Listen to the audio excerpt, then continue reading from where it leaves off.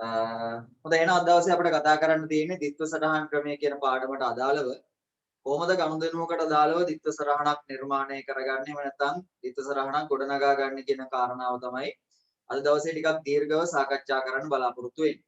හරි. දැන් අපි කතා කරගෙන ආපු මේ කොටස නැවත පොඩ්ඩක් මතක් කරගමු. මතක් කරගෙන ඉස්සරහට යමු. අපි කතා කරගෙන ආවේ ළමයි ditth සටහන් ක්‍රමය කියන මාතෘකාව.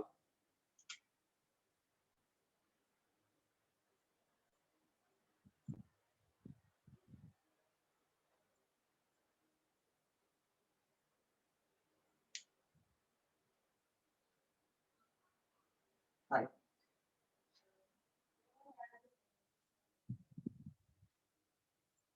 හොඳයි. කතා කරගෙන ආවේ ditth සටහන් ක්‍රමය කියන මාතෘකාව. එතකොට දැන් අපි මේ කතා කරන් ඉන්නේ මොනවද කියන කාරණා ටික නැවත සැරයක් මතක් කරගෙන ඉමු. පසුගිය සතිවල අපි කතා කරපු කාරණා ටික තව පොඩ්ඩක් මතක් කරගමු. දැන් අපි මේ කතා කරන් ඉන්නේ ළමයි ගිණුම් තැබීම නැත්නම් ගිණුම්කරණය පිළිබඳව.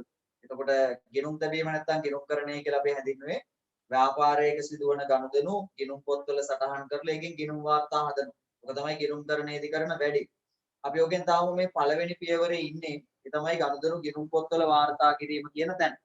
ඒතර ගනුදෙනු ගිණුම් පොත්වල වාර්තා කරන ක්‍රම දෙකක් පිළිබඳව අපි මෙතෙන්දී කතා කරනවා. පළවෙනි ක්‍රමය තමයි සමීකරණ ක්‍රමය. අපි ඒ ගැන සාකච්ඡා කරලා අවසන් කරා. ඊළඟට දෙවෙනි ක්‍රමය තමයි අපි දැන් මේ කතා කරගෙන ඉන ditth සටහන් ක්‍රමය කියලා කියන්නේ. හරි. ඒතර මේ ditth සටහන් ක්‍රමය පිළිබඳව ඔයාලට පොඩ්ඩක් පසුගිය සතියේ කරපු දේවල් කියපු දේවල් මතක් කරලා දෙනවා නම් එහෙම ditth සටහන් ක්‍රමයට අනුව ගනුදෙනුවක් ගිණුම් පොත්වල සටහන් කරනකොට අපි හැම වෙලාවෙම මේ ගනුදෙනුව ගිණුම් පොත්වල සටහන් කරන්නේ ළමයි බලපෑම් දෙකක් විදියට. නැත්නම් සටහන් දෙකක් විදියට තමයි සටහන් කරන්නේ. ඒකට තමයි ditth සටහන් ක්‍රමය කියලා අපි කියන්නේ.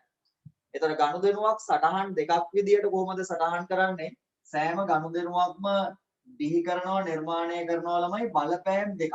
බලපෑම් දෙකක් අපි යාට ditth බලපෑම් කියලා කියනවා. ditth බලපෑම්. සෑම ගනුදෙනුවක්ම බලපෑම් දෙකක් බිහි කරනවා.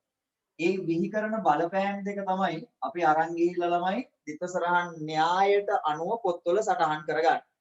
ඒතර ගනුදෙනුවක් බිහි කරන මේ බලපෑම් දෙක අපි සටහන් කරන්න යොදා ගන්නවා නිශ්චිත නියමිත තැන. ඒ තැනට අපි නමක් කියවලමයි ගිණුමක් කියන්නේ. ඒතර ගිණුමක් ඉංග්‍රීසි හෝඩියේ T අකුරේ හැඩයට තමයි තියෙනවාට පේනවා. මේ තියෙන ගිණුමක හැඩය. ඒතර මේම හරි මැද්දෙන් එක ළඟින් යන ඉර දෙකක් ගහලා ගිණුමක් දෙකට මැද්දෙන් වෙන් වෙනවා. ඒ කියන්නේ ඕනෑම ගිණුමකට පැති දෙකක් තියෙනවා. ගිණුමක මේ තියෙන දෙපැත්ත අපි නම් දෙකකින් හඳුන්වනවා ළමයි. ගිණුමක මේ ඉස්සෙල්ලාම හම්බෙන පැත්තට අපි කියනවා ගිණුමේ හර පැත්ත කියලා. මේ ඈත කෙළවරේ තියෙන පැත්තට අපි කියනවා ගිණුමක බැර පැත්ත කියලා. ඒතර මෙයාට කියන්නේ ගිණුමේ හර පැත්ත, මෙයාට කියන්නේ ගිණුමේ බැර පැත්ත. ඒක අපට ඕන විදියට වෙනස් කරන්න බෑ කියලා අපි පෞගිය සතියේ සාකච්ඡා කරා. ඒතර ගනුදෙනුවක් බිහි කරන මේ බලපෑම් දෙක අපි අරගෙන ගිහිලා ළමයි මේ ගිණුම් දෙක ඇතුලේ ලියනවා. ලියන්නේ කොහොමද? ටිකක් වෙනස් ක්‍රමයකට අනුව ලියන්න නැත්නම් නිශ්චිත ක්‍රමයක් තියෙනවා ඒක සටහන් කරන. එක බලපෑමක් අපි එක ගිණුමක හර පැත්තෙන් සටහන් කරගන්නවා. ඒ හර පැත්තෙන් සටහන් කරන බලපෑමට අපි නමක් කියනවා හර බලපෑම නැත්නම් හර ප්‍රතිඵලය කියලා කියනවා. ඊට පස්සේ ළමයි දැන් එක බලපෑමක් ගිණුමක හර පැත්තෙන් ලියුවනම් අනිවාර්යයෙන්ම අනිත් බලපෑම ගිණුමේ ලියන්න ඕනේ බැර පැත්තෙන්. බැර පැත්තෙන් අපි ඒකට නමක් කියනවා බැර ප්‍රතිඵලය කියලා. ඒතර ඔබට මතක නම් මම මේක ගිය සතියේ පැහැදිලි කරලා දුන්නා ඔයාලට. මේ කිසිම ගනුදෙනුවක ළමයි කිසිම ගනුදෙනුවක බලපෑම් දෙක ගිණුම් දෙකේම හර පැත්තෙම ලියවෙන්නේ නැහැ. ඒ වගේම කිසිම ගනුදෙනුවක බලපෑම් දෙක ගිණුම් දෙකේම බැර පැත්තෙම ලියවෙන්නේ නැහැ. අනිවාර්යයෙන්ම එක බලපෑමක් එක ගිණුමක හර පැත්තෙන් ලියවෙනවා. අනිවාර්යයෙන්ම මේ බලපෑම එහෙම හර පැත්තෙන් ලියුණා නම් අනිවාර්යෙන් අනිත් බලපෑම ලියවෙන්නේ අනිත් ගිණුමේ බැර පැත්තෙන් කියන කතන්දරේ මම ඔයාලට ගිය සතියේ පැහැදිලි කරලා දුන්නා. දැන් අද දවසේ අපි කරන්න හදන්නේ ගනුදෙනුවකට අදාළ ඊට කලින් ඊට පස්සේ මම තව මෙහෙම කතන්දරයකුත් ඔබට කියලා දුන්නා ditth සටහන් මූලධර්මයේ පිළිබඳව. එතකොට මම මෙතන උදාහරණයක් ගත්තා ළමයි ගනුදෙනුවක් කොහොමද බලපෑම් දෙකක් ඇති කරන්නේ? ඒ ඇති කරන බලපෑම් දෙක කොහොමද අපි මේ ගිණුම් වල ගිහිලා ලියන්නේ කියන දෙයට මම ගනුදෙනුවක් උදාහරණයක් විදියට අරගෙන ඔයාලට පෙන්නනවා. ඔයාලට මතක නම් කොහොමද එහෙම ගත්තේ මේ බලන්න. අපි උදාහරණයකට ගමු අයිතිකරුවා රුපියල් ලක්ෂයක් යොදවනවා. ව්‍යාපාරයට අයිතිකාරයා මුදල් වත්කම ගෙනත් දානවා. බලපෑම් දෙක තමයි ව්‍යාපාරයට මුදල් ලැබුණාම මුදල් වත්කම වැඩි වෙනවා. දැන් අද දවසේ ගොඩාක් කතා කරනවා මේ ගනුදෙනු වල ditth බලපෑම් පිළිබඳ. හරි? ඒතර අයිතිකාරයා මුදල් ගෙනත් දැම්මම මුදල් වත්කම වැඩි වෙනවා. ඊළඟට අයිතිකාරයා දානකොට ළමයි අයිතිකාරයාට තියෙන අයිතිය, ඒ කියන්නේ අයිතිකාරයාගේ හිමිකමේ අගයත් වැඩි වෙනවා. එතකොට මේ බලපෑම් දෙක අපි අරන් ඇවිල්ලා ළමයි මෙන්න මේ ගිණුම් දෙක ඇතුලේ ලියන්න ඕනේ. පැහැදිලිනේ? එතකොට ගිණුම් දෙක ඇතුලේ ලියනකොට අපිට ඕන නම් වලින් තියෙන ගිණුම් වල ලියන්න බෑ. අපි බලපෑමක් ලියන ප්‍රතිඵලයක් ලියන ගිණුමට නිශ්චිත නමක් තියෙනවා. නේ? අපි එහෙම ගිය සතිය ගැන සාකච්ඡා කරා. අද දවසේදී ටිකක් වැඩිපුර අපි ගිණුම් වල නම් හදා ගන්න විදිය ඔය කියන කාරණා පිළිබඳ වැඩිපුර අවධානය අද දවසේ යොමු කරනවා. එතකොට දැන් මුදල් වත්කම වැඩි වෙන බලපෑම ලියන ගිණුමට අපි නමක් දා ගන්නවා මුදල් ගිණුම කියලා. ඊළඟට හිමිකම වැඩි වෙන ගිණුමට අපි නමක් දා ගන්නවා ළමයි ප්‍රාග්ධන ගිණුම කියලා. එතකොට දැන් මුදල් වත්කම වැඩි වෙන බලපෑම අපි මුදල් ගිණුමේ ලියන්න ඕනේ. ඊළඟට හිමිකම වැඩි වෙන බලපෑම අපි ප්‍රාග්ධන ගිණුමේ ලියන්න ඕනේ. කොහොම ගිණුමේ ලියන්න ඕනේ කියලා අපි දැන් දන්නවා. ඉතින් අපි දැන් ලෑස්ති වෙන්නේ මේ බලපෑම් දෙක කොහොමද ගිණුමේ ලියන්නේ කියලා බලන්න. මේ බලන්න. දැන් මුදල් වත්කම වැඩි වෙන බලපෑම මුදල් ගිණුමේ ලියන්නයි එන්නේ. එහෙම මුදල් ගිණුමේ ලියන්නේ එනකොට ළමයි අපිට ලොකු ප්‍රශ්නයකට මුහුණ දෙන්න වෙනවා. මොකද්ද ප්‍රශ්නය? ඔයාලට පේනවා මුදල් ගිණුමට හර පැත්තයි බැර පැත්තයි කියලා පැති දෙකක් තියෙනවා. එතකොට මේ මුදල් වත්කම වැඩි වෙන බලපෑම අපි ලියන්න ඕනේ මුදල් ගිණුමේ හර පැත්තෙන්ද නැත්නම් බැර පැත්තෙන්ද?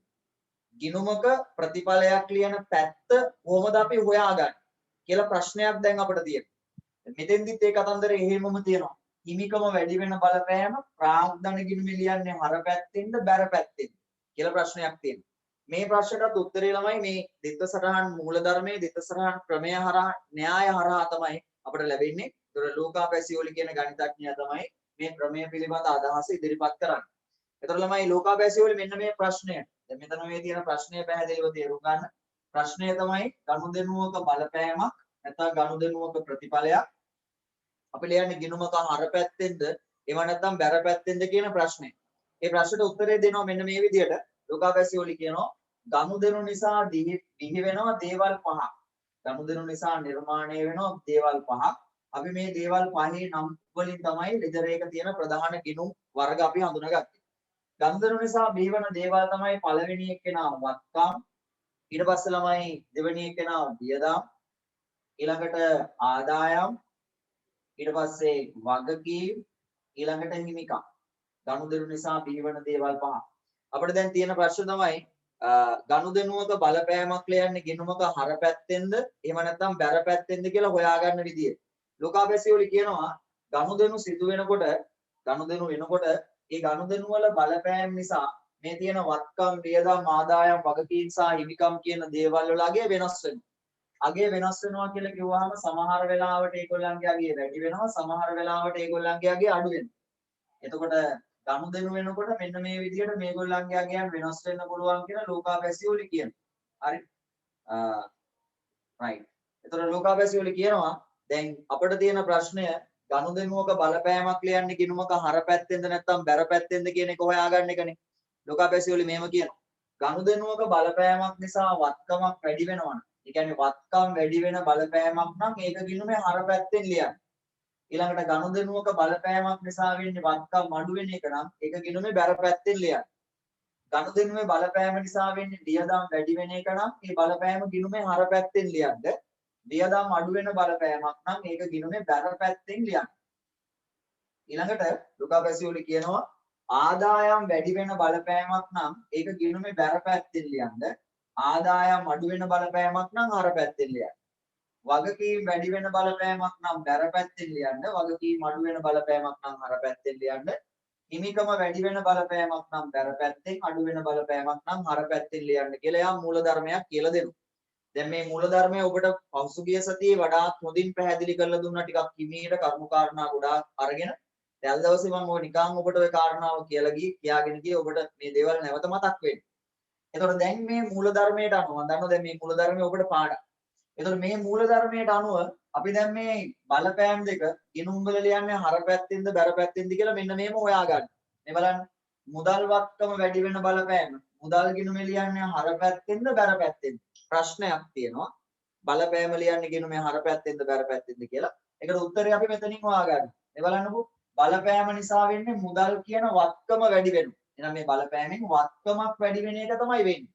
ඒතර අපි බලනවා වත්කම් වැඩිවීම ලියන්න කියන්නේ මොන පැත්තෙන්ද කියලා මූල ධර්මයේ තුල. මේ බලන්න වත්කම් වලට දාලා මූල ධර්මයේ කියනවා වත්කම් වැඩි වෙන බලපෑමක් නම් හර පැත්තෙන් ලියන්න. වත්කම් අඩු වෙන බලපෑමක් නම් බැර පැත්තෙන් ලියන්න. එතෙන්දි වෙන්නේ වත්කම් වැඩි වෙන එක. එහෙනම් මේ බලපෑම අපි ලියන්නේ ගිණුමේ හර පැත්තේ. මේ මුදල් ගිණුමට හර. මුදල් ගිණුම හර. පැහැදිලිනේ? ඊළඟට හිමිකම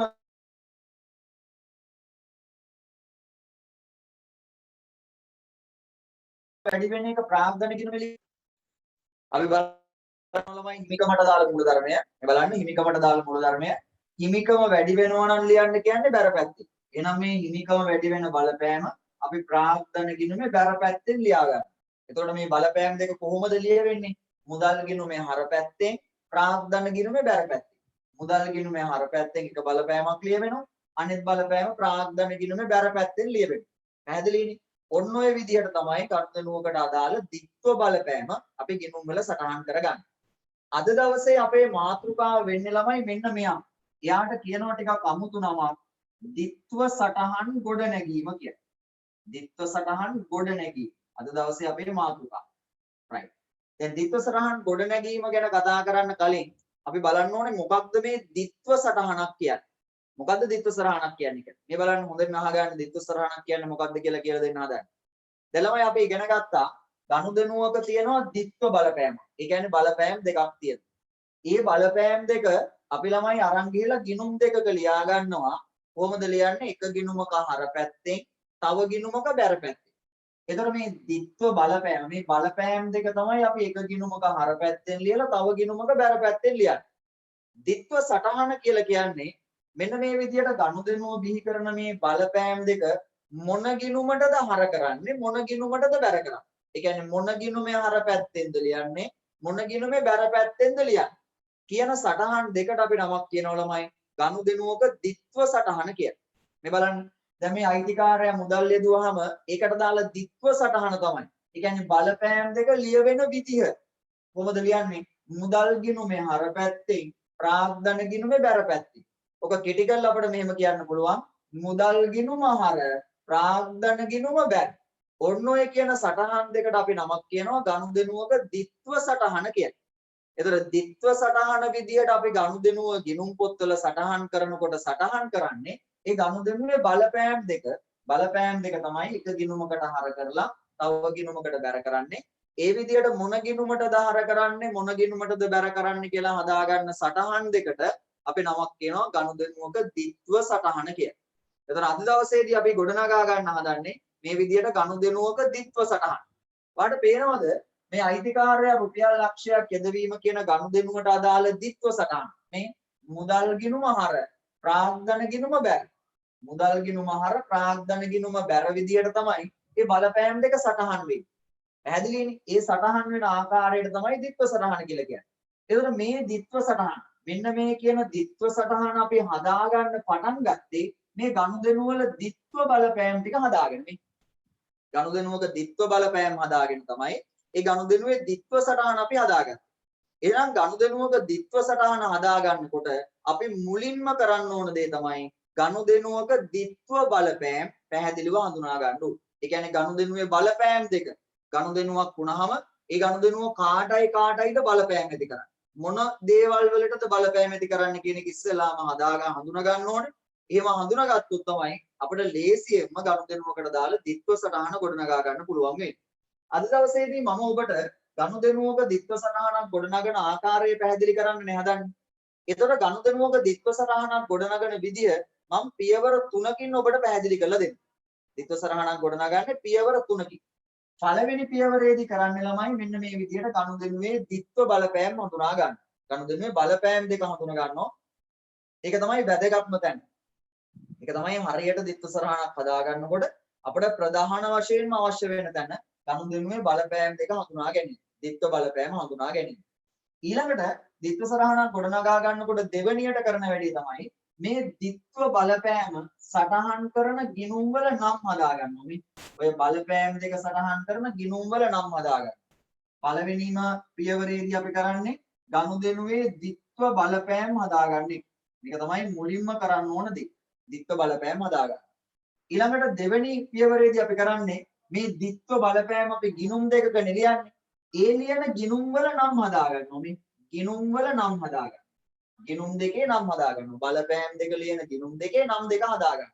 කොහොමද හදාගන්නේ කියලා බලන්න. ඊළඟට තුන්වෙනි පියවර තමයි ditth සරහනක් හදන අවසාන පියවර.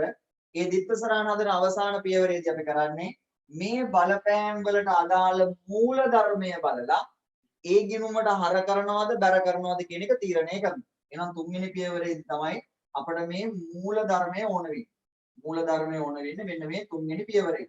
දැන් තවම මූල ධර්මයේ පාඩම් නැත්තම් ඔයාලට ලබන සතිය වෙනකල් කල් තියෙනවා. අනිවාර්යෙන් ලබන සතිය වෙනකොට මේ ditth සරහන් මූල ධර්මය කටපාඩම් තියෙනවා. මොකද මම අද දවසේ ඔබට කියලා දෙන්න හදන්නේ ගනුදෙනුවක ditth බලපෑම් හදාගන්න විදියයි. ඒ ditth බලපෑම් කොහොමද සටහන් කරන ගිණුම් වල නම් හදාගන්නේ කියන කාරණාව තමයි අද දවසේ මේ පැය දෙක පුරාවට ඔයාලට එක්ක සාකච්ඡා කරන්න බලාපොරොත්තු වෙන්නේ. හරි. දැන් එහෙනම් ditth සරහන් හදන්නේ ditth සරහන් හදනකොට පියවර 3කින් අපි ditth සරහන් හදා ගන්නවා.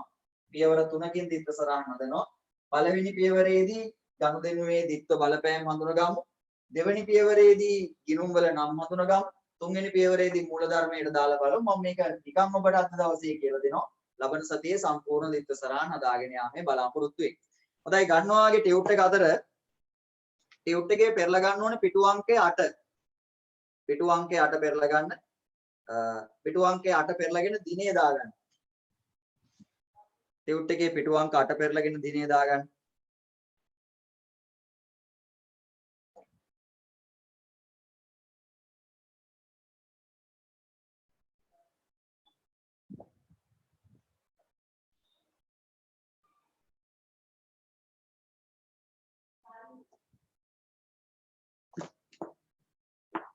හරි. එතකොට අද දවසේදී අපි ගනුදෙනුවක ditth බලපෑම් සහ ඒ ditth බලපෑම් ලියන ගිණුම් වල නම් තමයි වැඩිපුර සාකච්ඡා කරන්න බලාපොරොත්තු වෙන්නේ.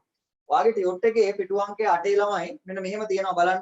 මේ ආකාරයේ වගුවක් ඔබට දීලා තියෙනවා. ඒ වගුව තුල ළමයි මෙන්න මෙහෙම සටහනක් තියෙනවා. පහත ගනුදෙනු වලට අදාළ ප්‍රතිඵල ලියා දක්වා ඒවා සටහන් කරන ගිණුම් වල නම් ද ඉදිරියෙන් ලියන්න කියලා. ඒකේ වගුව තුල ළමයි මේ පැත්තේ කෙළවරේ ගනුදෙනු ටිකක් දීලා තියෙනවා. ඊට පස්සේ මෙතනින් ප්‍රතිඵල කියලා ලියලා තියෙනවා. මෙතන ලෙජර් ගිණුම් වල නම් කියලා ලියලා තියෙනවා. මේ ප්‍රතිඵල කියන තැනම මේ ප්‍රතිඵල කියන එකටම ළමයි ඇලේරක් ගහලා බලපෑම් කියලා ලියාගන්න. ප්‍රතිඵල කියලා තියෙනවනේ. ඔය ප්‍රතිඵල කියන එකට ඇලේරක් ගහලා බලපෑම් කියලා ලියන්න. ditth බලපෑම් කියන වචනය භාවිතයට ගන්න අද දවසේදී. ඒ නිසා බලපෑම් කියලා ලියන්න.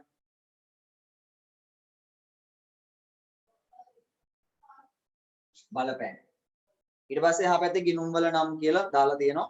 අපි ඒක තව ටිකකින් බලමු. හරි.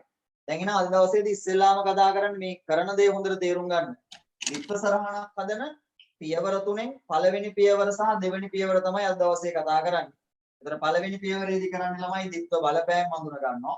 ඊළඟට අපි ගිණුම් වල නම් හදාගමු. ඊට පස්සේ මූල ධර්මයට දාලා කාටද හර කාටද බැර කියලා අපි ඉස්සරහට ගොඩනගා ගමු. අවුරුදු ඉස්කෝලේට දාපු දවස් නම් හොඳට අසින්දු බබා ඔයා මයික් එක ඔන් කරන් ඉන්න. right. හරි. එහෙනම් වැඩේ පටන් ගන්න හදන්න. දැන් ඒත් එකම මෙන්න මේ කාරණාවත් ඔයාලට මතක් කරන්න ඕනේ. මේ කාරණාවත් ඔයාලට මතක් කරන්න ඕනේ. දැන් ගනුදෙනුවක ditth සරහනක් හදාගන්න විදිය දැන් අපි මේ කතා කරන මේ කොටස තමයි මේ පාඩමේ තියෙන අතිශයින්ම වැදගත්ම තැන. මේ පාඩමට අදාළව අතිශයින්ම වැදගත් වෙන තමයි මේ ගනුදෙනුවකට දාලා ditth සරහන හදාගන්න කොටස. ඒ නිසා මේ කොටස වාට මොනවා හරි අපහැදිලි දැනක් වුණොත් එහෙම සිග්නල් නැතුව හරි මොකක් හරි ගැටලුවක් නිසා පන්ති අතරමැදි අයින් වෙලා යන්නොත් එහෙම එක රෙකෝඩින් එකක් දාලා තියෙනවා දැනටමත් ගෲප් එකට. ඊළඟට මම මේ පන්ති රෙකෝඩින් එකක් දානවා. ඔය රෙකෝඩින් දෙකෙන් කැමති එකක් බලලා අනිවාර්යයෙන්ම මේ කොටස් ටික කොහොම හරි කල්පනාවෙන් හොඳින් බලලා හරියටම ඔලුවට දාගෙන මේ කොටස ආවරණය කරගන්න ඕනේ. ඒක හොඳට මතක තියාගන්න. ඊළඟට දැන් අද දවසේදී මේ කරන වැඩ ටික නැවත ගෙදෙද්දි කරන්නත් ඕනේ. සමමාද ගෙදර වැඩ ඔබට කීපයක් දෙනවා. ඒතර මේ ගෙදර වැඩ ටික කරලා මට ෆොටෝ ටිකක් ගහලා එවන්න ඕනේ. මම එතකොට ඔයාගේ හරි වැරදි බලලා ඔයාට දෙනවා. නිසා ඔය කාරණාව මම මුලදී මතක් කරනවා. මේක තමයි මේ පාඩමේ මේ කොටසට අදාළ අතිශයින්ම වැදගත් කාරණා ටික තමයි අද දවසේදී ඔයාලට කියලා දෙන්නේ. ඒතර එහෙම කියලා දෙනකොට දැන් අද ඉස්සෙල්ලාම කතා කරන්නේ ගනුදෙනුවක ditth බලපෑම් පිළිබඳවනේ. ඒ කියන්නේ ගනුදෙනුවට අදාළ ප්‍රතිඵල දෙක.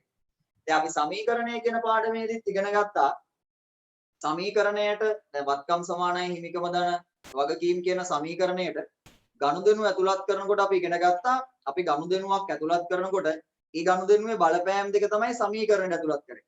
එතකොට දැන් සමීකරණය කියන පාඩමේදීත් අපිට ගනුදෙනුවක ද්විත්ව බලපෑම් හම්බ වුණා. ඒ වගේම ද්විත්ව සරහන් ක්‍රමය කියන පාඩමේදීත් ගනුදෙනුවක ද්විත්ව බලපෑම් හම්බ වෙනවා. එතකොට සමහර ගනුදෙනු තියෙනවා ළමයි.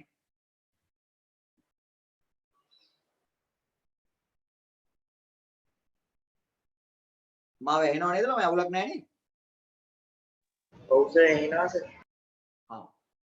රයිට්. ඔය සිග්නල් මොනවා හරි ප්‍රශ්නයක් වුණොත් ඊට ගුවන් ඇහෙන්නේ නැතුව නැත්නම් අනිත් අයට ඇහෙන මොනවා හරි ගැටලුවක් තියෙනවනේ මට මැසේජ් එකක් දාන්න එපා. මට මයික් එක ඔන් කරලා කියන්න ඇහෙන්නේ නැහැ හරි මොකක් හරි කියලා. රයිට්. අහන්නකෝ. දැන් ඒතකොට අපි ඉගෙන ගත්ත මේ සමීකරණය ක්‍රමයට අදාළව සහ ද්විත්ව සරහන් ක්‍රමයට අදාළව ගනුදෙනුවක බලපෑම් ගැන කතා කරනකොට සමහර ගනුදෙනු තියෙනවා ළමයි සමීකරණ ක්‍රමයට අදාළව නිර්මාණය වෙච්ච බිහි වෙච්ච බලපෑම් දෙකම තමයි ද්විත්ව සරහන් ක්‍රමයේදී නිර්මාණය කරන්නේ. ඒ කියන්නේ සමහර ගනුදෙනු වල බලපෑම් සමීකරණ ක්‍රමයේ ද්විත්ව සරහන් ක්‍රමයේ කියලා වෙනසක් නැහැ. දෙකටම අදාළ වෙන්නේ එකම බලපෑම. සමීකරණ ක්‍රමයේ බලපෑම තමයි ද්විත්ව සරහන් ක්‍රමයේදී තියෙන්නේ. හැබැයි සමහර ගනුදෙනු තියෙනවා සමීකරණ ක්‍රමයේ ඇති කරපු බලපෑම් නෙවෙයි ද්විත්ව සරහන් ක්‍රමයේදී ඇති කරන්නේ. සමහර ගනුදෙනු වල ද්විත්ව බලපෑම් සමීකරණ ක්‍රමයේදී වෙනස්ව බලපෑම් දෙකක් ද්විත්ව සරහන් ක්‍රමයේදී ඊට වඩා වෙනස් බලපෑම් දෙකක් තමයි ඇති කරන්නේ. ඉතින් ඒ වගේ මේ වෙනස් වෙන තැන් මොනවද? සමාන තැන් මොනවද කියන කාරණාව අද දවසේ අපි දීර්ඝව සාකච්ඡා කරමු. හොඳයි. අපි එමු පළවෙනි ගනුදෙනුවට. පළවෙනි ගනුදෙනුවට එමු. ගනුදෙනුවකට දාලා ද්විත්ව බලපෑම් හදාගෙන යමු අපි. ගිණුම් වල නම් තව ටිකකින් හදාගමු. ඉස්සෙල්ලාම ගනුදෙනුවේ ද්විත්ව බලපෑම් හදාගෙන ඉමු. රයිට්. අපි ඉස්සෙල්ලාම කරන්නේ ගනුදෙනුවේ ද්විත්ව බලපෑම් හඳුනා ගන්නවා. උතන ප්‍රතිඵල කියලා ලියලා තියෙනවා. මම එතන ඇලිරක් ගහලා බලපෑම් කියලා ලියා ගන්න කියලා කිව්වා. ඊට පස්සේ තියෙන්නේ ලෙජර් ගිණුම් වල නම්. ගිණුම් වල නම් තමයි ඊළඟට තියෙන්නේ. ඒක අපි තව ටිකකින් බලමු. හරි. පළවෙනි ගනුදෙනුවට අදාළ බලපෑම් දෙක බලමු. ඔන්න හොඳින් කල්පනාවෙන් අහගන්න. ඉස්සලාම කියනවා ළමයි අයිතිකරු රුපියල් ලක්ෂයක් ව්‍යාපාරයට යෙදුවා. අයිතිකරු රුපියල් ලක්ෂයක් ව්‍යාපාරයට ගෙනත් දාන්න. ඒතර අපි ඉස්සලාම බලමු මේ ගනුදෙනුව නිසා ව්‍යාපාරයේ තියෙන මොනවටද බලපෑමක් ඇති වෙන්නේ. බලපෑම් දෙකක් ඇති වෙනවනේ. කාටයිද බලපෑම් ඇති වෙන්නේ කියලා බලමු. අයිතිකාරයා මුදල් කියන වත්කම ගෙනත් දාන්න. අයිතිකාරයා මුදල් ගෙනත් දැම්මහම ළමයි පළවෙනිම බලපෑම ඇති වෙන්නේ ව්‍යාපාරයේ තියෙන මුදල් කියන වත්කම. ඇයි ඒ අයිතිකාරයා මේ වෙලාවේ ගෙනත් දාන්නේ මුදල්. ඒකට ව්‍යාපාරයට මුදල් වත්කම ලැබෙනවා. එහෙනම් පළවෙනිම බලපෑම ඇති වෙන්නේ මුදල් වත්කම. ඊළඟට දෙවෙනි බලපෑම මේ මුදල් කොහෙන්ද ව්‍යාපාරයට හම්බ වෙන්නේ? අයිතිකාරයා තමයි ගෙනත් දාන්නේ. අයිතිකාරයා තමයි මුදල් ගෙනත් දාන්නේ. අයිතිකාරයා මුදල් ගෙනත් දානකොට අයිතිකාරයාට තියෙන හිමිකමට තමයි ඊළඟ බලපෑමක් ඇති වෙන්නේ. එහෙනම් ගනුදෙනුවෙන් දෙවෙනි බලපෑම ඇති වෙන්නේ අයිතිකාරයාගේ හිමිකමට. අයිතිකාරයා මුදල් ගෙනත් දානවා. පළවෙනි බලපෑම මුදල් වත්කම. ඊළඟට අයිතිකාරයා ගෙනත් දාන නිසා ළමයි හිමිකමටත් බලපෑම ඇති වෙනවා. අපි බලමු මේ ගනුදෙනුවෙන් මේගොල්ලන්ගේ අඩු වෙනවද වැඩි වෙනවද කියන කාරණාව. මේ බලන්න. ව්‍යාපාරයට මුදල් වත්කම ලැබෙනවනේ. අයිතිකාරයා මුදල් ගෙනත් දානවා. ඒතර ව්යාපාරයට මුදල් වත්කම ලැබෙනවා. මුදල් වත්කම ලැබෙනවා කියන්නේ ළමයි ව්‍යාපාරයේ තියෙන මුදල් කියන වත්කමේ අගය වැඩි වෙනවා. අයිතිකාරයා මුදල් ගෙනත් දානවා කියන්නේ ව්‍යාපාරයට මුදල් ලැබෙනවා. ඒතර පළවෙනි බලපෑමේ මුදල් වත්කමේ අගය වැඩි වෙනවා. පැහැදිලිනේ? එහෙනම් පළවෙනි බලපෑම අයිතිකාරයා ව්‍යාපාරයට මුදල් ගෙනත් දානවා. පළවෙනිම බලපෑම තමයි මුදල් වත්කම වැඩි වෙනවා. ඊළඟට දෙවෙනි බලපෑම හිමිකමට ඇති වෙන්නේ. බලමු හිමිකමට මොකද වෙන්නේ කියලා. අයිතිකාරයා ව්‍යාපාරයට සම්පත් දානකොට මොන සම්පත දැම්මත් අයිතිකාරයාගේ හිමිකමේ අගය වැඩි වෙනවා. හිමිකම වැඩි වෙනවා. එහෙනම් බලපෑම් දෙක තමයි අයිතිකාරයා මුදල් ගෙනත් දානවා. බලපෑම් දෙක මුදල් වත්කම වැඩි වෙනවා. හිමිකම වැඩි වෙනවා. අයි පාරක් කියනවා අහගන්න. මුදල් වත්කම වැඩි වෙනවා. හිමිකම වැඩි වෙනවා. ඔය බලපෑම් දෙක ලියන්න මෙන්න මෙතනින් ළමයි රූල් දෙකක් ඉඳ තියලා තියෙනවා. ඒ ගනුදෙනුවට ඉස්සරහින් මම මේ බලපෑම් දෙක ටෙවුට් එකේ ලියලා තියෙනවා. මම ඔයාලට තව පොඩ්ඩකින් පෙන්නන්නම්. ඊට කලින් මම මෙතනින් ළමයි මේ බලපෑම් දෙක ඔයාලට ලියලා පෙන්නන්නම්. මේ බලන්න. පළවෙනි ගනුදෙනුවේ ද්විත්ව බලපෑම්.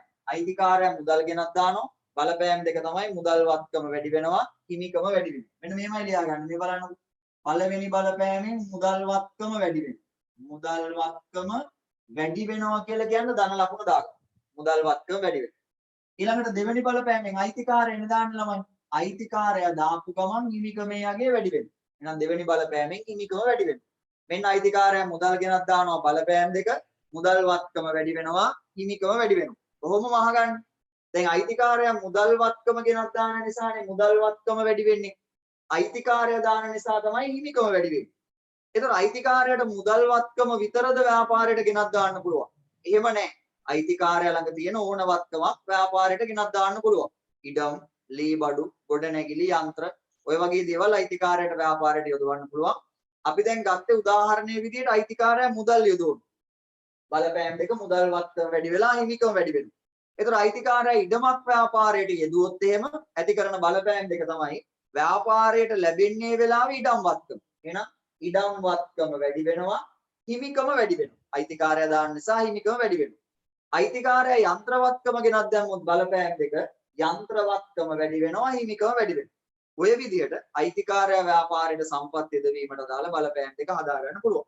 දැන් එනම් ඔයාගේ ටියුට් එකේ පළවෙනි ගනුදෙනුව ඉස්සරහින් තියෙන මේ ප්‍රතිඵල නැත්තම් බලපෑම් කියන තැන මෙන්න මේ විදිහට ලියා ගන්න. ඇති කරන බලපෑම් දෙක ළමයි මුදල් වත්කම වැඩි වෙනවා, හිමිකම වැඩි වෙනවා.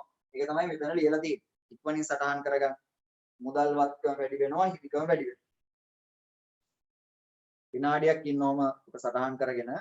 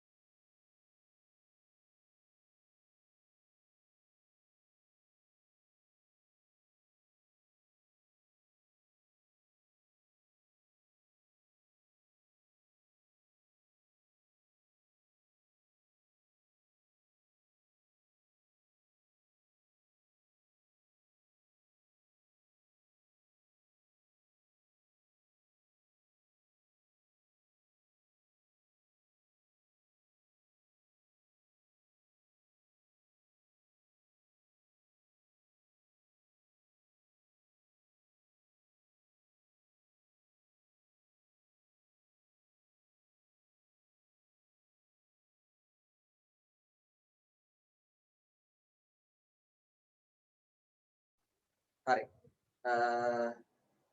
හරි එතකොට පළවෙනි ගනුදෙනුවට දාලා බලපෑම් දෙක අයිතිකාරයා ව්‍යාපාරයට මුදල් දානවා, බලපෑම් දෙක මුදල් වත්කම වැඩි වෙලා හිමිකම වැඩි වෙනවා. හොඳයි. ඊළඟට දැන් අපි ගිණුම් වල නම් තව ටිකකින් කතා කරමු. ගිණුම් වල නම් තව ටිකකින් කතා කරමු. මොකද බෝඩ් එකේ පල්ලෙහාට ලියාගෙන ගියාම ළමයි සාමාන්‍යයෙන් ගනුදෙනු 5ක් විතර වගේ ලියාගෙන ඉඳ තියෙයි. එතනින් එහාට ඉඳ නැහැ. ඒ නිසා අපි ගනුදෙනු 5ක් විතර කතා කරලා ඒවට අදාළ ගිණුම් වල නම් හදා ගන්න විදිය කතා කරමු. රයිට්. දෙවෙනි ගනුදෙනුවට එමු. ගනුදෙනු අංකය 2 රුපියල් 25000ක බැංකු ණයක් ගන්න. දැන් මේ ගනුදෙනුවට දාලා ditth බලපෑම තමයි ඉස්සෙල්ලාම හදා ගන්න ඕනේ. රුපියල් 25000ක බැංකු ණයක් ගත්තා කියලා කිව්වහම ඉස්සෙල්ලාම බලමු අපි කාටයිද බලපෑම ඇති වෙන්නේ කියලා. ළමයි බැංකුවකට ගිහිල්ලා අපි මුදල් වත්කම තමයි ණයට ගන්න. බැංකුවකට අපිට හැම වෙලාවෙම ණයට හම්බෙන්නේ මුදල්නේ. ඒකට අපි මුදල් වත්කම තමයි බැංකුව ණය විදියට ව්‍යාපාරයට ගෙනත් දාන්නේ. මුදල් වත්කම බැංකුවෙන් ණයට අරන් ඇවිත් ව්‍යාපාරයට ගෙනත් දානවා. ඒතර පළවෙනිම බලපෑම ඇති වෙන්නේ ව්‍යාපාරයේ තියෙන මුදල් වත්කමට. ව්‍යාපාරයේ තියෙන මුදල් වත්කමට තමයි පළවෙනි බලපෑම ඇති වෙන්නේ. ඊළඟට දෙවෙනි බලපෑම ඇති වෙනවා අපි දැන් බැංකුවකින් ණයක් ගත්තේ. ඒතකොට ව්‍යාපාරයේ ණය ගන්නවා කියන්නේ ව්‍යාපාරයේ වගකීම් වලට තමයි ඊළඟ බලපෑම ඇති වෙන්නේ. ඔය වගකීමට අපි කිව්වේ බැංකු ණය වගකීම කියලා. එහෙනම් දෙවෙනි බලපෑම ඇති වෙනවා බැංකු ණය වගකීමට. ආපහු සැරයක් අහගන්න.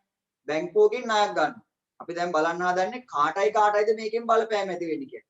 බැංකුවෙන් හැම වෙලාවෙම අපට මුදල්නේ ණයට හම්බෙන්නේ. එහෙනම් පළවෙනි බලපෑම ඇති වෙන්නේ මුදල් වත්කම. ඊළඟට දෙවෙනි බලපෑම. මේ මුදල් ටික අපි කොහෙන්ද ගත්තේ? බැංකුවකින් ණයක් ගත්තේ. එතකොට බැංකු ණය කියන්නේ ව්‍යාපාරයට වගකීමක්. එහෙනම් දෙවෙනි බලපෑම ඇති වෙන්නේ වගකීමකට. මොකක්ද මේ වගකීමේ නම? බැංකුවකින් ණයක් ගත්තාම ඇතිවන වගකීමට අපි කිව්වේ බැංකු ණය වගකීම කියලා. එහෙනම් දෙවෙනි බලපෑම ඇති වෙනවා බැංකු ණය වගකීමට. අපි බලමු මුදල් වත්කමට සහ බැංකු ණය වගකීමට ඇතිවන බලපෑම් මොනවද කියලා. මේ බලන්න. මුදල් ගන්නවා ණයට. එතකොට මේ මුදල් ටික අරගෙන ඇවිල්ලා ව්‍යාපාරයට ගෙනත් දානවා. ව්‍යාපාරයට ගෙනත් දානවා කියන්නේ ළමයි ව්‍යාපාරයට මුදල් වත්කම ලැබෙනවා. ව්‍යාපාරයට මුදල් වත්කම ලැබෙනවා කියන්නේ ව්‍යාපාරයේ තියෙන මුදල් වත්කමේ අගය වැඩි වෙනවා. එහෙනම් පළවෙනි බලපෑමෙන් මුදල් වත්කම වැඩි වෙනවා. ඊළඟට දෙවෙනි බලපෑම. දැන් ණය ගත්තා. බැංකු ණය ගත්තා. ඒතර ණය ගන්න ව්‍යාපාරයේ තියෙන ණය ප්‍රමාණය. ඒ කියන්නේ බැංකු ණය කියන වගකීමේ වටිනාකමත් වැඩි වෙනවා. ඒ අනුව දෙවෙනි බලපෑමෙන් බැංකු ණය වගකීම වැඩි වෙනවා. බැංකු ණයක් ගන්නවා ඇතිවන ද්විත්ව බලපෑම. නැත්නම් බලපෑම් දෙක තමයි මුදල් වත්කම වැඩි වෙනවා බැංකු ණය වගකීම වැඩි වෙනවා. මුදල් වත්කම වැඩි වෙනවා බැංකු ණය වගකීම වැඩි වෙනවා. මම මේ බලපෑම් දෙක මෙන්න මෙහෙම ලියනවා මේ බලන්න. දෙවෙනි ගනුදෙනුවට අදාළ බලපෑම් දෙක බැංකු ණයක් ගන්නවා. ඒතර බැංකුවේ ණය විදියට හම්බෙන්නේ මුදල්. පළවෙනි බලපෑමෙන් මුදල් වත්කම වැඩි වෙනවා. මුදල් වත්කම වැඩි වෙනවා. ඊළඟට බැංකු ණය කියන වගකීමට බලපෑමක් ඇති වෙනවා. එතකොට බැංකු ණය වගකීම වැඩි වෙනවා. බැංකු ණය වගකීම වැඩි වෙනවා. ඔන්න බැංකු ණයක් ගන්නවා බලපෑම් දෙක මුදල් වත්කම වැඩි වෙනවා. බැංකු ණය වගකීම වැඩි වෙනවා. සුදුසු කාලා ලියා ගන්න බලපෑම් දෙක ළමයි. බලපෑම් දෙක ලියා ගන්න මුදල් වත්කම වැඩි වෙනවා බැංකු ණය වගකීම වැඩි වෙනවා.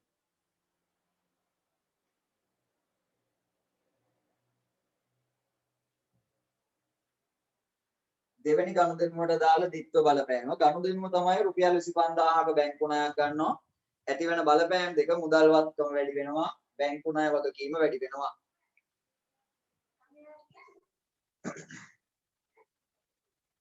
මුදල් වත්කම වැඩි වෙනවා බැංකු ණය වගකීම වැඩි වෙනවා. right. දැන් අපි මීට කලින් මේ જાතියේ ගනුදෙනු අපි කතා කළා ළමයි ගිණුම් කරන සමීකරණය කියන පාඩමේදී. එතකොට මේ ගනුදෙනු දෙක අයිතිකාරයා මුදල් යෙදවීමයි බැංකු ණයක් ගැනීමයි. සමීකරණය කියන පාඩමේදී අපි ඉගෙන ගත්ත බලපෑම් දෙකම තමයි ද්විත්ව සරහන් ක්‍රමයේදීත් ඇති කරලා තියෙන්නේ. එහෙනම් මේ ගනුදෙනු වලට අදාළ බලපෑම් සමීකරණයේදී ඇති කරන බලපෑම් ද්විත්ව සරහන් ක්‍රමයේදී ඇති කරන බලපෑම් එක හා සමානයි. පැහැදිලිද? සමීකරණය ඇති කරන බලපෑම් සහ ද්විත්ව සරහන් ක්‍රමයේ ඇති කරන බලපෑම් එක හා සමානයි. මේ ගනුදෙනු දෙකේ අයිතිකාරයා මුදල් යෙදවීමයි මුදල් නෙවෙයි ඕනවත්කමක් යෙදවීම ගන්න පුළුවන්. ඊට පස්සේ බැංකු ණය ලබා ගැනීම. ඇති කරන බලපෑම එක හා සමානයි. හරි. දැන් මම ඔබට කියලා දෙන්න හදන්නේ මෙතනින් එහාට සමීකරණය කියන පාඩමේ සහ ද්විත්ව සටහන් ක්‍රමයේ කියන පාඩමේදී එකිනෙකට වෙනස් බලපෑම් ඇති වෙන ගනුදෙනු කීපයක් පිළිබඳව. එකිනෙකට වෙනස් බලපෑම් ඇති කරන ගනුදෙනු කීපයක් පිළිබඳව තමයි ඔබට කියලා දෙන්න හදන්නේ. බලන්න තුන්වෙනි ගනුදෙනු. ගනුදෙනු අංකය 3න් කියන්නේ ළමයි මුදලට භාණ්ඩ ගත්තා රුපියල් 10000. දැන් මුදලට භාණ්ඩ ගත්තාම අපි සමීකරණය කියන පාඩමේදී සමීකරණයේදී ඉගෙන ගත්ත බලපෑම් දෙක චුට්ටක් මතක් කරගෙන ඉමු. ඉස්සරහට යන්න කලින් මුදලට භාණ්ඩ ගත්තාම ළමයි සමීකරණය කියන පාඩමේදී අපි කතා කරපු බලපෑම් දෙක තමයි මුදල් වත්කම දීලා භාණ්ඩ වත්කම ගන්නවා. ඒ කියන්නේ අදහස මුදල් වත්කම දුන්නා භාණ්ඩ වත්කම ගත්තා. බලපෑම් දෙක තමයි මුදල් වත්කම අඩු වෙනවා. නේ මුදල් වත්කම අඩු වෙනවා භාණ්ඩ ගත්තාම ළමයි භාණ්ඩ වත්කම වැඩි වෙනවා. ඔක තමයි අපි ඉගෙන ගත්ත බලපෑම් දෙක. මේ තමයි සමීකරණ ක්‍රමයේදී භාණ්ඩ මිලදී ගැනීමට අදාළ ද්විත්ව බලපෑම්. හැබැයි ද්විත්ව සටහන් ක්‍රමයේදී මේක ටිකක් වෙනස් වෙනවා. කොහොමද මේව වෙනස් වෙන්නේ? ද්විත්ව සටහන් ක්‍රමයේදී ළමයි මුදින් අහගන්න. මුදින් අහගන්න. ද්විත්ව සටහන් ක්‍රමයේදී එදිනෙදා ගනුදෙනු ගිණුම් පොත්වල සටහන් කරනකොට ව්‍යාපාරයේ ළමයි භාණ්ඩ කියලා වත්කමක් අපට හඳුන ගන්න හම්බෙන්නේ නැහැ. එදිනෙදා ගනුදෙනු සටහන් කරනකොට ද්විත්ව සටහන් ක්‍රමයට අනුව එදිනෙදා සිදුවන ගනුදෙනු ගිණුම් පොත්වල වාර්තා කර ගන්නකොට භාණ්ඩ කියලා වත්කමක් අපට හඳුන ගන්න හම්බෙන්නේ නැහැ ළමයි. භාණ්ඩ කියලා වත්කමක් නැහැ.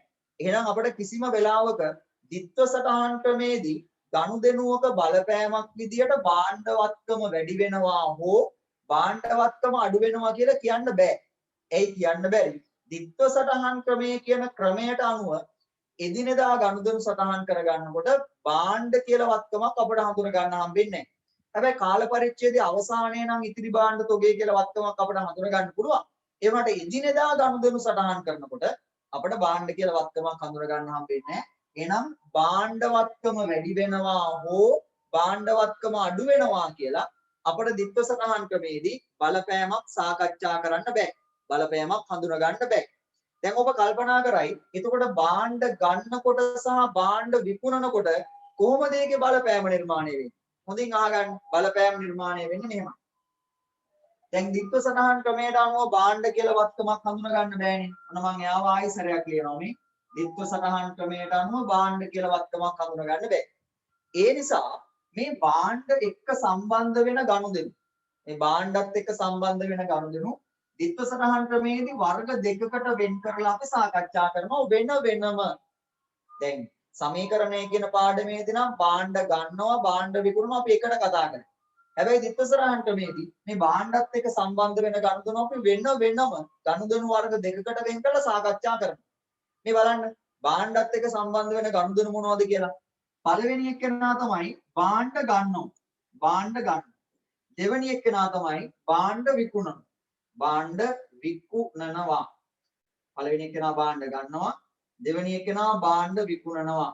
විකුණනවා. right. භාණ්ඩ ගන්නවා ඊට පස්සේ භාණ්ඩ විකුණනවා. ඔක තමයි භාණ්ඩත් එක්ක සම්බන්ධ වෙන ගනුදෙනු දෙක. ඒත් එක මම ඔබට මේ භාණ්ඩ කියන කාරණාව පිළිබඳව මීට කලින් දවසක පැහැදිලි කරලා දීලා තියෙනවා. හැම වෙලාවෙම ළමයි මේ භාණ්ඩ කියන වචنين අදහස් කරන්නේ ව්‍යාපාරයක් නැවත විකිණීම සඳහා ගන්න දේවල්. නැවත විකිණීම සඳහා තියෙන දේවල් වලට තමයි අපි මේ භාණ්ඩ කියන වචනය භාවිතයට ගන්න. හරි. මේ බලන්න භාණ්ඩත් එක්ක සම්බන්ධ වෙන ගනුදෙනු දැන් වර්ග දෙකකට වෙන් කරලා තියෙනවා. පළවෙනි එකේනා භාණ්ඩ ගන්නවා, දෙවෙනි එකේනා භාණ්ඩ විකුණනවා. සමීකරණය කියන පාඩමේදී නම් මේ දෙන්නව එකට එකතු කරලා භාණ්ඩ වත්කම කියලා වත්කමක් අපි හදාගත්තා. භාණ්ඩ ගන්නකොට භාණ්ඩ වත්කම වැඩි වුණා, භාණ්ඩ විකුණනකොට භාණ්ඩ වත්කම අඩු වුණා. ඒකනේ උනේ. හැබැයි දිත්ව සටහන් ක්‍රමයේදී භාණ්ඩ කියලා වත්කමක් නැහැ. මම මේ නැවත නැවත ඔබට කියන්නේ බබාලා ගොඩ දෙනෙක් වරද්ද ගන්න තැන මෙතන. නිසා හොඳින් අහගන්න. ප්‍රශ්නයක් තියෙනවා නම් කියන්න. ඒකට ඒවා අනිත් වත්කම් වලටත් අදාළද? ඒ කියන්නේ අර යන්ත්‍රවත් ඒ යන්ත්‍රවත්කම් ඒවටත් අදාළද? ඒක තමයි පුතා මම මේ පැහැදිලි කරලා දෙන්න අහන් ඉන්නේ. හරි. දිත්ව සටහන් ක්‍රමයේදී භාණ්ඩ කියලා වත්කමක් නැහැ. දැන් අනිත් වත්කම් ගැන මේ බලන්නකෝ. මේ මුදල් වත්කම, යන්ත්‍ර වත්කම අනම්මනම් ඒ වත්කම් තියෙනවා. දිත්ව සටහන් ක්‍රමයේදී භාණ්ඩ කියන වත්කම තමයි නැත්තේ. ඒක මතක තියාගන්න. අනිත් වත්කම් තියෙනවා. ව්‍යාපාරයක අනිත් වත්කම් හැම එකක්ම තියෙනවා. ඉඩම් වත්කම තියෙනවා. ගොඩනැගිලි වත්කම්, යන්ත්‍ර වත්කම් මේවා හැම එකක්ම තියෙනවා. භාණ්ඩ වත්කම කියලා වත්කමක් තමයි හඳුනා ගන්න බැරි. පැහැදිලිනේ? හරි. එතකොට දැන් භාණ්ඩ වත්කමත් එක්ක සම්බන්ධ වෙන ගනුදෙනු මෙතෙන්දී වර්ග දෙකකට වෙන් කරලා තියෙනවා. පළවෙනි එක්කෙනා භාණ්ඩ ගන්නවා, දෙවෙනි එක්කෙනා භාණ්ඩ විකුණනවා. දිත්ව සටහන් ක්‍රමේදී මෙන්න මේ දෙන්නට අපි වෙන වෙනම නම් දෙකක් භාවිතයට ගන්නවා. මේ නම් දෙක හුරු වෙන්න ඕන. භාවිතයට ගන්නවා නම් දෙකක්. මේ බලන්න. භාණ්ඩ ගන්නවට, ඒ කියන්නේ නැවත විකිණීම සඳහා දෙයක් ගන්නවට, නැවත විකිණීම සඳහා දෙයක් ගන්නවා. ඒ කියන්නේ භාණ්ඩ ගන්නවා. භාණ්ඩ ගන්නවට අපි දිත්ව සටහන් ක්‍රමේදී නමක් කියනවා ළමයි ගැනුම් කියන. භාණ්ඩ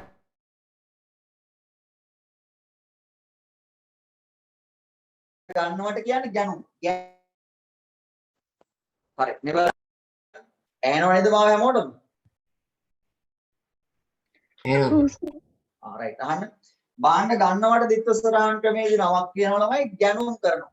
ගැනුම් කියලා ඒක හඳුන්වන්නේ. ගැනිලි නෙවෙයි.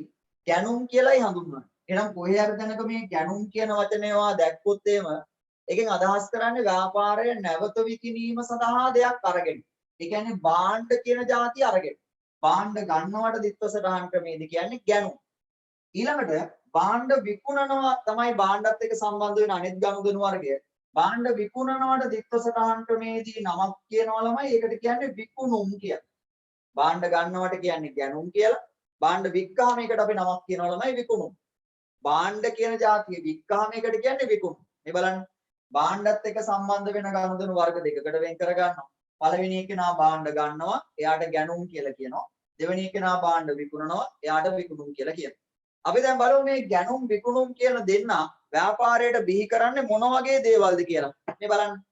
භාණ්ඩ ගන්න නම් ළමයි අනිවාර්යයෙන්ම සල්ලි වියදම් කරන්න ඕන. අනිවාර්යයෙන්ම භාණ්ඩ ගන්න සල්ලි වියදම් කරන්න ඕන. උදාහරණයක් කල්පනාවට ගන්න ඔයාලගේ ගමේ තියෙන සිල්ලර කඩේ අර මුදලාලි මාමා ඉන්න සිල්ලර කඩේ ගැන කල්පනා කරන්නකෝ. මුදලාලි මාමා ඉන්න සිල්ලර කඩේ නැවත විකිණීම සඳහා තියෙන දේවල්. ඒ කියන්නේ භාණ්ඩ වලට උදාහරණ තමයි කිරිපිටි තියෙනවා, සීනි තියෙනවා, සහල් තියෙනවා, පාන් තියෙනවා නේද? ඒවා තමයි නැවත විකිණීම සඳහා තියෙන දේවල්. එතකොට මුදලාලි මාමට මේ නැවත විකිණීම සඳහා අවශ්‍ය කරන දේවල් ඒ කියන්නේ භාණ්ඩ කඩේ ඇතුලෙන් ළමයි පොළවෙන් මතුවෙන්නේ නැහැ නේ. හාල් එහෙම පොළවෙන් මතුවෙන්නේ නැහැ කඩේ ඇතුලෙන්. කිරිපිටි ඇන්කර් එකක් පොක් දාලා එහෙම පොළවේ එහෙම ඉන්නේ නැහැ. එහෙම ඉන්නේ නැහැ. කඩේ මුදලාලි මාමා එයාගේ ව්‍යාපාරේ නැවත විකුණන්න අවශ්‍ය කරන දේවල් ඒ කියන්නේ මේ භාණ්ඩ කියන જાතිය කාගෙන් හරි සල්ලි ගෙවලා ගන්නු. ණයට ගත්තත් කවදා හරි දවසක ඒකේ සල්ලි ගෙවන්නු. ඒ කියන්නේ ළමයි මේ භාණ්ඩ ගැනුම් කරනකොට ව්‍යාපාරයට ඒ වෙනුවෙන් යම්කිසි වියදමක් දරන්න වෙනවා. භාණ්ඩ ගැනුම් කරනකොට ව්‍යාපාරයට ඒ වෙනුවෙන් යම්කිසි වියදමක් දරන්න වෙනවා. ඒ නිසා අපි දිත්ත සටහන් ක්‍රමේදී හඳුනා ගන්නවා භාණ්ඩ ගැනුම් කරනකොට ඒක වියදමක් විදියට අපි හඳුනා ගන්නවා. භාණ්ඩ ගැනුම් කියලා කියන්නේ ව්‍යාපාරයට වියදමක්. එහෙනම් ගැනුම් කරනකොට නිර්මාණය වෙන්නේ ව්‍යාපාරයට ගැනුම් කියන වියදම. දැන් උන අපිට අලුතෙන් වියදමක් හම්බ වෙනවා ළමයි ගැනුම් වියදම කියලා. දුරකථන ගාස්තු කියන්නේත් වියදමක්, විදුලි ගාස්තු කියන්නේත් වියදමක්, රක්ෂණ ගාස්තු කියන්නේත් වියදමක්. ඒ වගේ තමයි භාණ්ඩ ගණ්ඩ දරන වියදම ගැනුම් කියන්නේත් ව්‍යාපාරයට වියදමක්. ඔන්න අලුත් වියදමක් අපිට හම්බ වෙනවා. ඒ වියදමට අපි කියන්නේ ළමයි ගැනුම් වියදම කියලා. ඒතර හිතන්නකෝ ව්‍යාපාරයේ උදෙත් භාණ්ඩ ගන්නවා, දවල්ටත් භාණ්ඩ ගන්නවා, රැටත් භාණ්ඩ ගන්නවා. පහවදා උදෙත් භාණ්ඩ ගන්නවා, දවල්ටත් ගන්නවා, රැටත් ගන්නවා. ඒ කියන්නේ ගැනුම් කරන ප්‍රමාණය වැඩි වෙනවා. ගැනුම් කරන ප්‍රමාණය වැඩි වෙනවා කියන්නේ භාණ්ඩ මිලදී ගන්නවා කියන්නේ ළමයි ගැනුම් කියන වියදමේ අගය වැඩි වෙනවා කියන එක. ගැනුම් වියදම වැඩි වෙනවා. එහෙනම් මතක තියාගන්න ඕනේ දිත්ත සටහන් ක්‍රමයට අනුව භාණ්ඩ ගත්තාම ඒකෙන් බලපෑම ඇති වෙන්නේ ළමයි ගැනුම් කියන වියදම. භාණ්ඩ ගත්තාම භාණ්ඩවත්කම නෙවෙයි. භාණ්ඩ ගත්තාම නැවත විකිණීම සඳහා දෙයක් ගත්තාම දිත්ත සටහන් ක්‍රමේදී ඒකෙන් බලපෑම ඇති වෙන්නේ ගැනුම් කියන වියදම. සමීකරණ ක්‍රමේදී නම් භාණ්ඩ ගත්තාම බලපෑම ඇති වෙන්නේ භාණ්ඩවත්කමට. දිත්ත සටහන් ක්‍රමේදී භාණ්ඩ කියලා වත්කමක් නැති නිසා භාණ්ඩ ගත්තාම බලපෑම ඇති වෙන්නේ ගැනුම් වියදමට. ඒතර භාණ්ඩ ගන්නකොට ගැනුම් වියදම වැඩි වෙන එක තමයි වෙන්නේ.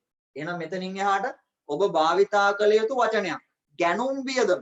භාණ්ඩ ගන්නකොට බලපෑමක් ඇති වෙන ප්‍රධානම කෙනා තමයි ගැනුම් වියදම කියලා කියන්නේ. භාණ්ඩ ගන්නවට කියන්නේ ගැනුම් කරනවා කියලා. ඕකේ අනිත් පැත්ත ළමයි මේ ගත්ත භාණ්ඩ ටික විකුණලා දානවා. මේ බලන්නකෝ භාණ්ඩ විකුණනවා. නැවත විකිණීම සඳහා තියෙන දේවල් ලාභයි අපිනුත් ගන්නකෝ කියලා විකුණලා දානවා. එහෙම භාණ්ඩ වික්කාම අපි ඒකට කියන්නේ විකුණුම් කියලා. ඔයා දන්නවා භාණ්ඩ වික්කාම ව්‍යාපාරයට ආදායමක් ලැබෙනවා. වික්කාම ආදායමක් ලැබෙනවා. ඒ අනුව ළමයි භාණ්ඩ විකුණුම් අපි හඳුනා ගන්නවා ව්‍යාපාරයකට ආදායමක් විදියට. විකුණුම් ව්‍යාපාරයකට ආදායමක් විදියට අපි හඳුනා ගන්නවා. නිකම් ආදායමක් නෙවෙයි ළමයි ඕනෙම ව්‍යාපාරයක ප්‍රධානම ආදායම් මාර්ගය තමයි භාණ්ඩ විකුණුම් කියලා කියන්නේ.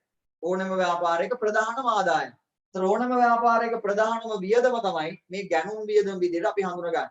භාණ්ඩ විකුණන්න ළමයි මෙන්න මේ විකුණුම් කියන ආදායම වැඩි වෙන එක තමයි වෙන්නේ. භාණ්ඩවත්කම අඩුවීමක් නෙවෙයි වෙන්නේ. විකුණුම් ආදායම වැඩිවීමක් තමයි වෙන්නේ. පැහැදිලිනේ? භාණ්ඩ ගන්නකොට ගැනුම් වියදම වැඩි වෙනවා. ඒ ගත්ත භාණ්ඩ විකුණනකොට විකුණුම් ආදායම වැඩි වෙනවා. හැබැයි මෙතෙන්දී මේ ගැනුම් විකුණුම් කියලා අපි හඳුනගන්නේ ළමයි භාණ්ඩ කියන જાතිය. ව්‍යාපාරයේ ප්‍රයෝජනෙට තියෙන යන්ත්‍රයක් ගත්තාම මේවට අපි ගැනුම් කියලා කියන්නේ නැහැ. භාණ්ඩ ගත්තොත් තමයි ගැනුම් කියලා කියන්නේ. යන්ත්‍ර ගත්තාම මේවා අපි යන්ත්‍රවත්කම වැඩි වෙනවා කියලා තමයි කතා කරන්නේ. ඒ වගේම මෙහෙම ගත්ත යන්ත්‍රයක් වික්කාම ඒවට විකුණුම් කියන්නේ නැහැ. ඒතෙන්දි වෙන්නේ යන්ත්‍රවත්කම අඩු වෙන එක. භාණ්ඩ වික්කොත් තමයි විකුණුම් ආදායමට බලපෑමක් ඇති වෙන්නේ. පැහැදිලිනේ? භාණ්ඩ ගත්තාම ඒකට කියන්නේ ගැනුම්. භාණ්ඩ වික්කාම ඒකට කියන්නේ විකුණුම්. සරලව මතක තියාගන්න. භාණ්ඩ ගත්තාම ගැනුම්, භාණ්ඩ වික්කාම විකුණුම්. භාණ්ඩ ගන්න සල්ලි වියදම් කරන්න ඕනේ ගැනුම් වියදමක්. භාණ්ඩ වික්කාම ආදායමක් ලැබෙනවා. එනම් විකුණුම් ආදායමක් විදිහට අපිට හඳුනා ගන්න පුළුවන්. හරි. දැන් එහෙනම් අපි යමු තුන්වෙනි ගනුදෙනුවට අදාළ බලපෑම් දෙක කතා කරන්න. මම මේක මකලා දාන්නම්. තුන්වෙනි ගනුදෙනුවට අදාළ බලපෑම් දෙක. බලන්න. මුදලට භාණ්ඩ ගන්නවා රුපියල් 10000යි. මුදලට භාණ්ඩ ගත්තාම බලපෑම් දෙක ඇති වෙන්නේ කාටද? දිත්ව බලපෑම් ඇති වෙන්නේ කාටද? මේ බලන්න. හොඳින් අහගන්න. මුදලට භාණ්ඩ ගන්නවා. ඒ කියන්නේ ළමයි මුදල් ගෙවලා නැවත විකිණීම සඳහා භාණ්ඩ ගන්නවා කියන එකනේ අදහස. ඒතර බලපෑම් දෙක ඇති වෙන්නේ මේ මුදල් ගෙවුවාම මුදලට භාණ්ඩ ගත්තා කියන්නේ මුදල් ගෙවලා භාණ්ඩ ගන්නවා කියන එක. ඒතර මුදල් ගෙවනවා. එහෙනම් පළවෙනි බලපෑම ඇති වෙන්නේ මුදල් වත්කමට. පළවෙනි බලපෑම මුදල් වත්කම. ඊළඟට භාණ්ඩ ගන්නවා. නැවත විකුණන්න දෙයක් ගත්තාම අපි ඒකට දැන් කියන්නේ ගැනුම්. එහෙනම් දෙවෙනි බලපෑම ඇති වෙන්නේ ගැනුම් වියදමට. එහෙනම් මුදලට භාණ්ඩ ගත්තාම ද්විත්ව බලපෑම ඇති වෙන්නේ මුදල් වත්කමට සහ ගැනුම් වියදමට. මුදල් වත්කමටයි ගැනුම් වියදමට තමයි බලපෑම් දෙක ඇති වෙන්නේ. අපි බලමු දැන් මේගොල්ලන්ගේ අගේ අඩු වෙනවද වැඩි වෙනවද කියලා මේ බලන්න. මුදල් ගෙවලා නැවත විකිණීම සඳහා භාණ්ඩ මිලදී ගන්න. මුදල් ගෙවනවා. මුදල් ගෙවුවාම ළමයි ව්‍යාපාරයේ තියෙන මුදල් ගෙවලා දානවා. ඒතර මුදල් කියන වත්කමේ අගේ අඩු වෙනවා. එහෙනම් පළවෙනි බලපෑමෙන් මුදල් වත්කම අඩු වෙනවා. ඊළඟට ගැනුම් කරනවා. ඒ කියන්නේ භාණ්ඩ ගන්නවා. ගැනුම් කරන්න ගැනුම් කියන වියදමේ අගේ වැඩි වෙනවා. මුදල් වත්කම අඩු වෙනවා. ගැනුම් වියදම වැඩි වෙනවා. මෙන්න එනම් බලපෑම් දෙක මුදලට භාණ්ඩ ගන්නවා. ඇතිවන බලපෑම් දෙක තමයි ළමයි තුන්වෙනි ගනුදෙනුව. මුදල් ගෙවලා ගැනුම් කරනවා. එතකොට මුදල් වත්කම අඩු වෙනවා. මුදල් වත්කම අඩු වෙනවා. භාණ්ඩ ගත්තාම මේකට කියන්නේ ගැනුම්. ගැනුම් කියන්නේ වියදමක්. ගැනුම් වියදම වැඩි වෙනවා. මුදල් වත්කම අඩු වෙනවා. ගැනුම් වියදම වැඩි වෙනවා. එන අලුත් වචනේ ළමයි ගැනුම් වියදම. භාණ්ඩ ගත්තාම යාට කියන්නේ ගැනුම් වියදම කියලා. චුට්ටක් ඉන්න. ඔතෙන්ට යන්න කලින් ළමයි ඔයාගේ ටියුට් එකේ පෙරලා ගන්නකො පිටු අංකය 7. ඒ කියන්නේ කලින් පිටුව පෙරලා ගන්න. කලින් පිටුව පෙරලා ගන්න. එහා පැත්තේ තියෙන පිටුව. ඒ පිටුවේ ළමයි වැදගත් කියලා තියනවද කොටුවක්? වැදගත් කියලා කොටුවක් තියනවද? අපි ඒ කොටුවේ මොනවා හරි ලියලා තියනවද ළමයි? නෑ සර්. ඒව නෑ නේද? අපි ඔතන ලියා ගන්න හදන්නේ මෙන්න මේ කාරණාව. හොඳින් අහගන්න ලියා ගන්න හදන දේ. අපි ඔතන ලියා ගන්න හදන්නේ ළමයි ද්විත්ව සටහන් ක්‍රමයට අනුව එදිනෙදා ගනුදෙනු කරනකොට භාණ්ඩ කියලා වත්කමක් හඳුනා ගන්න හම්බෙන්නේ නැහැ කියන කතාව. ඒත් එක්කම භාණ්ඩත් එක්ක සම්බන්ධ වෙන ගනුදෙනු අපි වර්ග දෙකකට වෙන් කර ගන්නවා. පළවෙනි එකේනා භාණ්ඩ ගන්නවා, දෙවෙනි එකේනා භාණ්ඩ විකුණනවා. භාණ්ඩ ගත්තාම ඒකට අපි ගැනුම් කියලා කියනවා. ඒක ව්‍යාපාරයට වියදමක්. ඊළඟ එකේනා භාණ්ඩ විකුණනවා. අපි ඒක විකුණුම් කියලා හඳුන්වනවා. ඒක ව්‍යාපාරයට ආදායමක් කියන එක අපි උතනින් සටහන් කරගමු. හරි. එහෙනම් දැන් ඉන්න 7 වෙනි පිටුවට. පිටු අංක 7ට එන්න. පිටු අංක 7 තියෙනවා වැදගත් කියලා මෙන්න මේම කොටුවක් මේ. වැදගත් කියලා කොටුවක් තියෙනවා. මේ කොටුව ඇතුලේ මේ විදිහට ලියා ගන්න හදන්න. ලස්සන පාට පෑනක් ගන්න ඔයාගේ ළඟ තියෙන.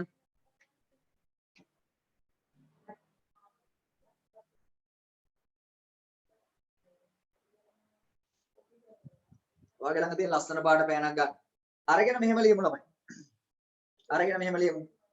ද්විත්ව සටහන් ක්‍රමයට අනුව මේ අර කොටුව ඇතුලෙන් ලියාගන්නේ. ද්විත්ව සටහන් ක්‍රමයට අනුව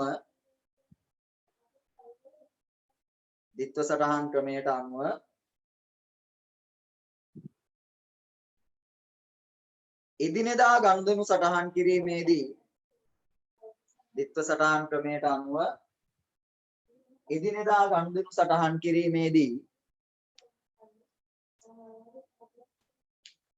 ද්විත්ව සටහන් ක්‍රමයට අනුව එදිනෙදා ගනුදෙනු සටහන්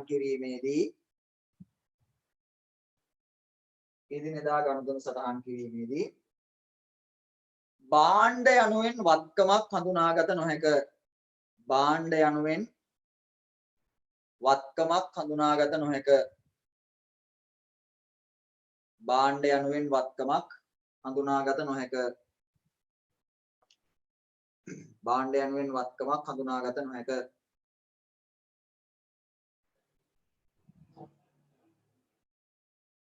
ද්විත්ව සටහන් ක්‍රමයට අනුව එදිනෙදා ගනුදෙනු සටහන් කිරීමේදී භාණ්ඩ යනුවෙන් වත්කමක් හඳුනාගත නොහැක. පැහැදිලිනේ? right. ඊට පස්සේ වෙනම ඡේදකින් පටන් ගන්න නෑ ඒ ඡේදෙටම ලියන්න. ඒ ඡේදෙටම ලියන්න. එම නිසා භාණ්ඩ හා සම්බන්ධ වෙන ගනුදෙනු සර් යන්න. දැන් ඔය මොන පිටුවටද කියන්නේ සර්? මේ කතා කරන්නේ 7 වෙනි පිටුව පුතා. අර 7 වෙනි පිටුවේ පල්ලෙහා කොටුවක් තියෙන්නේ. වගුවක් වගේ කොටුවක් දාලා තියෙන්නේ. මෙන්න මේ කොටුවේ ලියා ගන්න ඕන එක තමයි මේ කියන්නේ. ඒකෙන් ලියා ගන්නකො මම ආයේ මුලින් ඉඳන් කියන්නම්. මෙහෙම ලියා ගන්න. ද්විත්ව සටහන් අනිත් අය හරිද කියලා බලන්න ළමයි. ද්විත්ව සටහන් ක්‍රමයට අනුව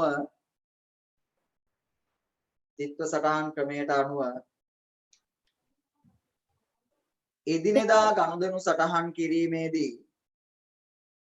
ditth සටහන් ක්‍රමයට අනුව එදිනෙදා ගනුදෙනු සටහන් කිරීමේදී භාණ්ඩ යනුවෙන් වත්කමක් හඳුනාගත නොහැක. භාණ්ඩ යනුවෙන් වත්කමක් හඳුනාගත නොහැක. එදිනෙදා ගනුදෙනු සටහන් කිරීමේදී භාණ්ඩ යනුවෙන් වත්කමක් හඳුනාගත නොහැක.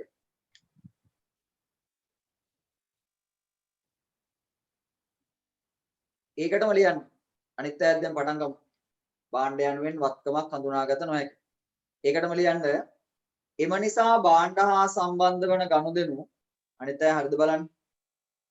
එම නිසා භාණ්ඩ හා සම්බන්ධ වෙන ගනුදෙනු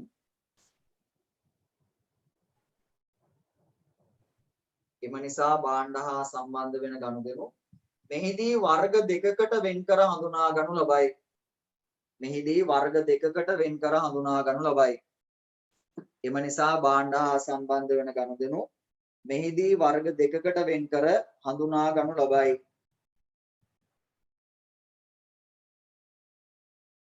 වර්ග දෙකකට වෙන් කර හඳුනා ගනු ලබයි. සර් මෙහිදී මොකද පුතා?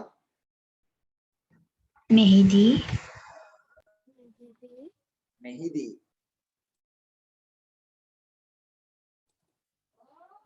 ආපෝසරයක් මම මුලින් ඉඳන් කියන්නම් අහගන්නකෝ. ditth සටහන් ක්‍රමයට අනුව එදිනෙදා ගනුදෙනු සටහන් කිරීමේදී භාණ්ඩ යනුවෙන් වත්කමක් හඳුනාගත නොහැක. වත්කමක් හඳුනාගත නොහැක. එම නිසා භාණ්ඩ හා සම්බන්ධ වන ගනුදෙනු මෙහිදී වර්ග දෙකකට වෙන් කර හඳුනා ගනු ලබයි. මෙහිදී වර්ග දෙකකට වෙන් කර හඳුනා ගනු ලබයි. භාණ්ඩ හා සම්බන්ධ වන ගනුදෙනු මෙහිදී වර්ග දෙකකට වෙන් කර හඳුනා ගනු ලබයි. රයිට්. පෑන මාරු කරන්න. පෑන මාරු කරන්න. පෑන මාරු කරලා ලියා ගන්න. දැන් භාණ්ඩත් එක්ක සම්බන්ධ වෙන ගනුදෙනු දෙක. පළවෙනි එක න අංක 1. අංක 1 භාණ්ඩ ගැනීම. භාණ්ඩ ගැනීම. අංක 1 භාණ්ඩ ගැනීම. රයිට්. එයා ගැන විස්තර මොකක්ද? පළය ලියන්න. ඔය පල්ලෙරුල ලියන්න. අංක 1 දාලා භාණ්ඩ ගැනීම. එයා ගැන විස්තරයක් මෙහෙම ලියාගමු ළමයි. භාණ්ඩ ගැනීම ගැන මෙහෙම ලියමු. දැන් භාණ්ඩ කියලා වත්කමක් නැහැ. ඒතර භාණ්ඩත් එක්ක සම්බන්ධ වෙන ගනුදෙනු වර්ග දෙකයි. එකක් භාණ්ඩ ගැනීම අනිත් එක භාණ්ඩ විකිණීම. අපි භාණ්ඩ ගැනීම ගැන ලියලා භාණ්ඩ විකිණීම ගැන පස්සේ ලියාගමු. රයිට්. භාණ්ඩ ගැනීම ගැන මෙහෙම ලියන්න. මෙහෙම ලියාගන්න. භාණ්ඩ ගැනීම.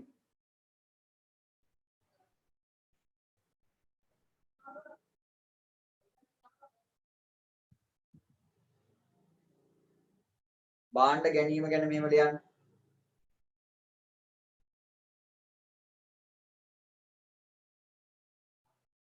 භාණ්ඩ ගැනීම මෙයාටදී ලියා ගන්න ඕනේ. භාණ්ඩ ගැනීම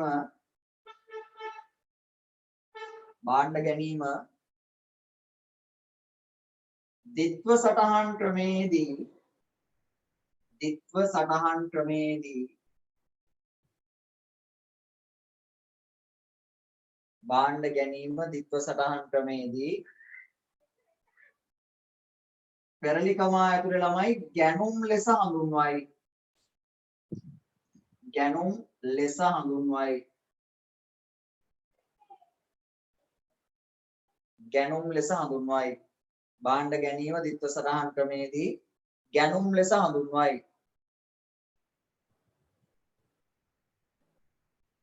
භාණ්ඩ ගැනීම ditth සටහන් ක්‍රමේදී ගැනුම් ලෙස හඳුන්වයි. ඒකටම ලියන්න ගැනුම් ව්‍යාපාරයකට වියදමකි. ගැනුම් ව්‍යාපාරයට වියදමකි. ගැනුම් ව්‍යාපාරයට වියදමකි. එහෙම ලියලා ළමයි මේ ගැනුම් ව්‍යාපාරයට වියදමකි කියන එක යටින් ඉරකුත් ඇඳ ගන්න. ගැනුම් ව්‍යාපාරයට වියදමකි කියන එක යටින් ඉරකුත් ඇඳ ගන්න.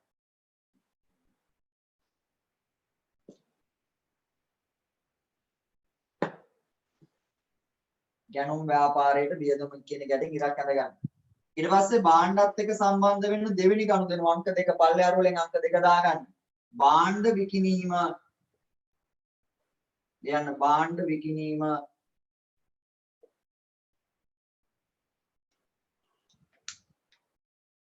භාණ්ඩ විකිණීම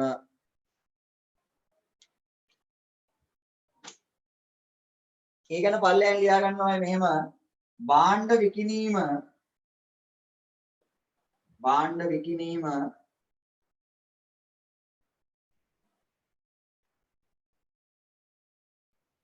ද්විත්ව සටහන් ක්‍රමේදී භාණ්ඩ විකිණීම ද්විත්ව සටහන් ක්‍රමේදී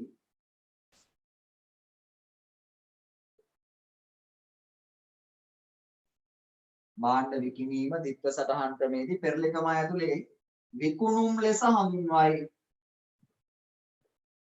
විකුණුම් ලෙස හඳුන්වයි. භාණ්ඩ විකිණීම ද්විත්ව සටහන් ක්‍රමේදී විකුණුම් ලෙස හඳුන්වයි. විකුණුම් ලෙස හඳුන්වයි. ඒකටම ලියන්න ළමයි විකුණුම් ව්‍යාපාරයට ආදායමකි. විකුණුම් ව්‍යාපාරයට ආදායමකි.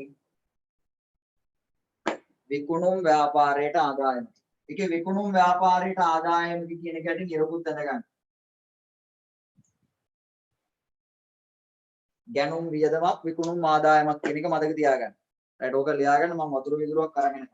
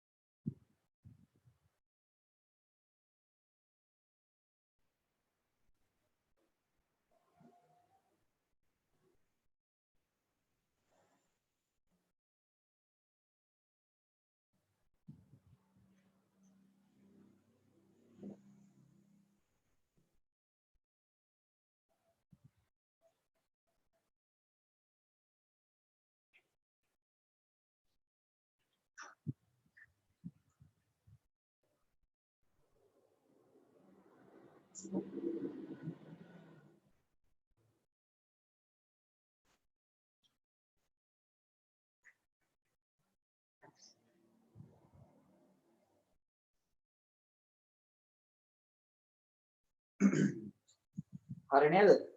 එහෙනම් දැන් මේ ටික පැහැදිලිව බලාගත්තානේ.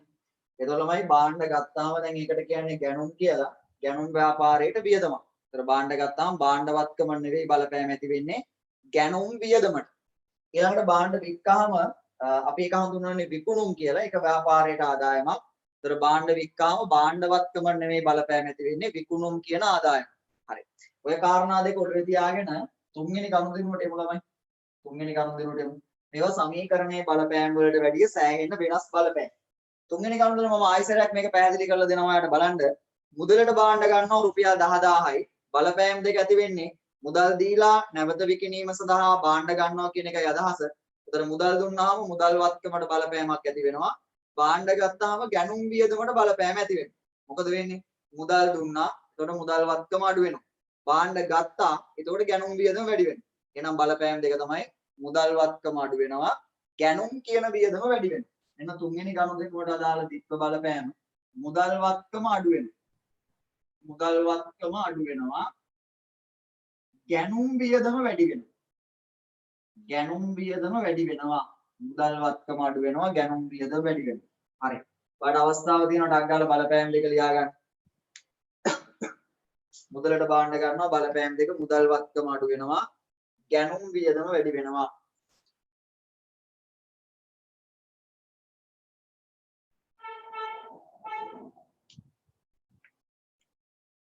මුදල් වත්කම අඩු වෙනවා ගැනුම් වියදම වැඩි වෙනවා.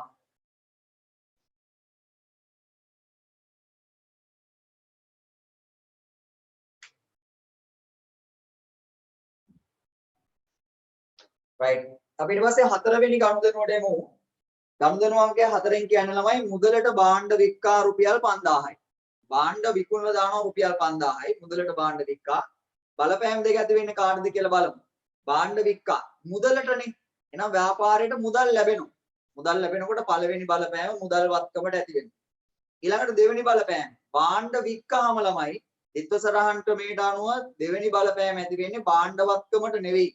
භාණ්ඩ වික්කාම අපි ඒකට කියන්නේ විකුණුම් කියලා. ඒක ව්‍යාපාරයට ආදායමක්. එහෙනම් විකුණුම් ආදායමට තමයි දෙවෙනි බලපෑම ඇති වෙන්නේ.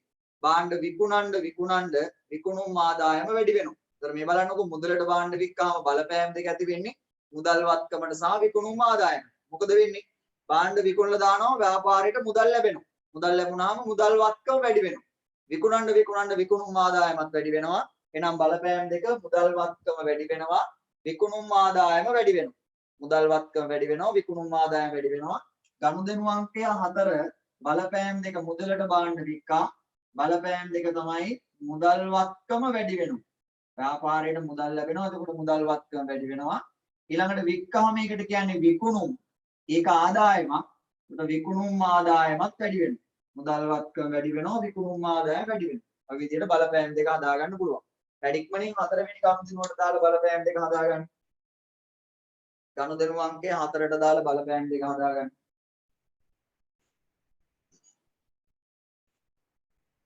භාණ්ඩ ගත්තාම එයාට කියන්නේ ගැනුම්. භාණ්ඩ වික්කාම එයාට කියන්නේ විකුණුම්. මේක හොඳට මතක තියාගන්න.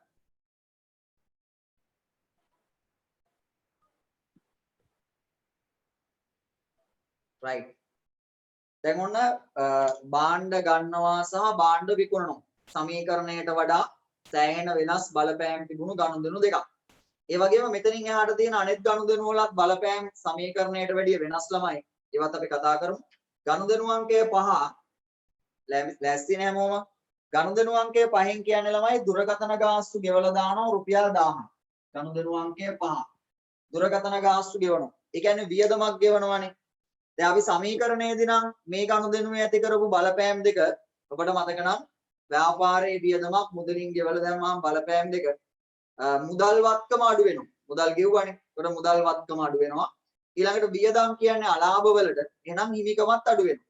සමීකරණයේ ඇති වෙච්ච බලපෑම් දෙක තමයි මුදල් වත්කම අඩු වෙලා හිමිකම අඩු වෙනවා. හැබැයි ද්විත්ව සරහන් ක්‍රමයේදී ඊට වැඩිය බලපෑම් වෙනස්. හොඳින් අහගන්න. අපි බලමු බලපෑම් දෙක ඇති වෙන්නේ කාටද කියලා. ළමයි වියදමක් ගෙවුවාම මේ හැම වියදමක්ම ගෙවන්නේ ව්‍යාපාරයේ මුදලින්නේ. එහෙනම් පළවෙනි බලපෑම ඇති වෙන්නේ මුදල් වත්කමට. පළවෙනි බලපෑම ඇති වෙනවා මුදල් කියන වත්කමට. මොකද ලාච්චුවෙන් සල්ලි අරන් තමයි මේ වියදම ගෙවන්නේ. ඒතර පළවෙනි බලපෑම මුදල් වත්කම.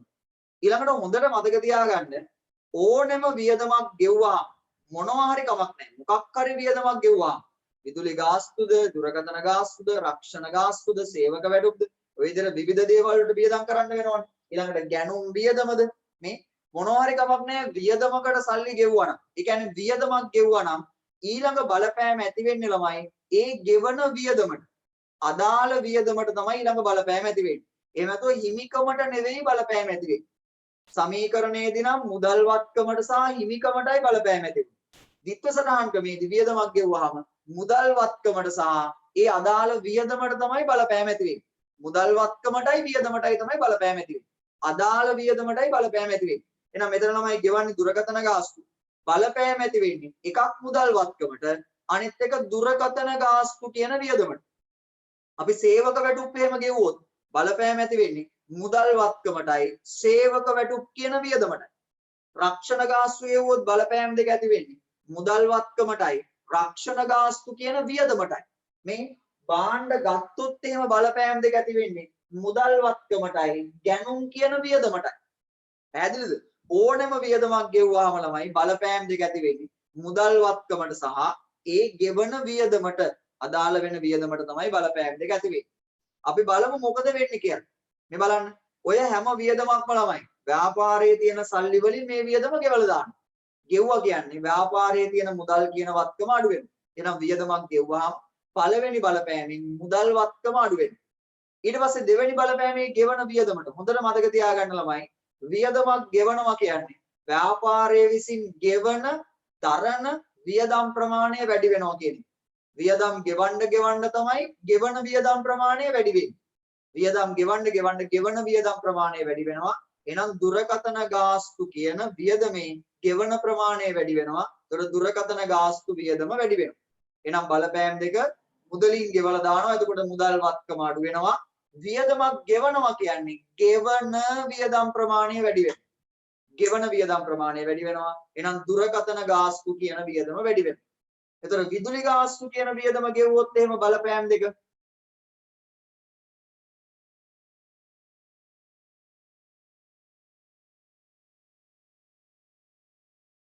මේ බලන්න විදුලි ගාස්තු කියන වියදම ගෙවලා දානවා. ළමයින්ට මම ඇහෙනව නේද? right එහෙනම් හරි ආන්නකො විදුලි ගාස්තු කියන වියදම ගෙවලා දානවා. එතන බලපෑම් දෙක ඇති වෙන ළමයි මුදල් වත්කමට සහ විදුලි ගාස්තු කියන වියදමට.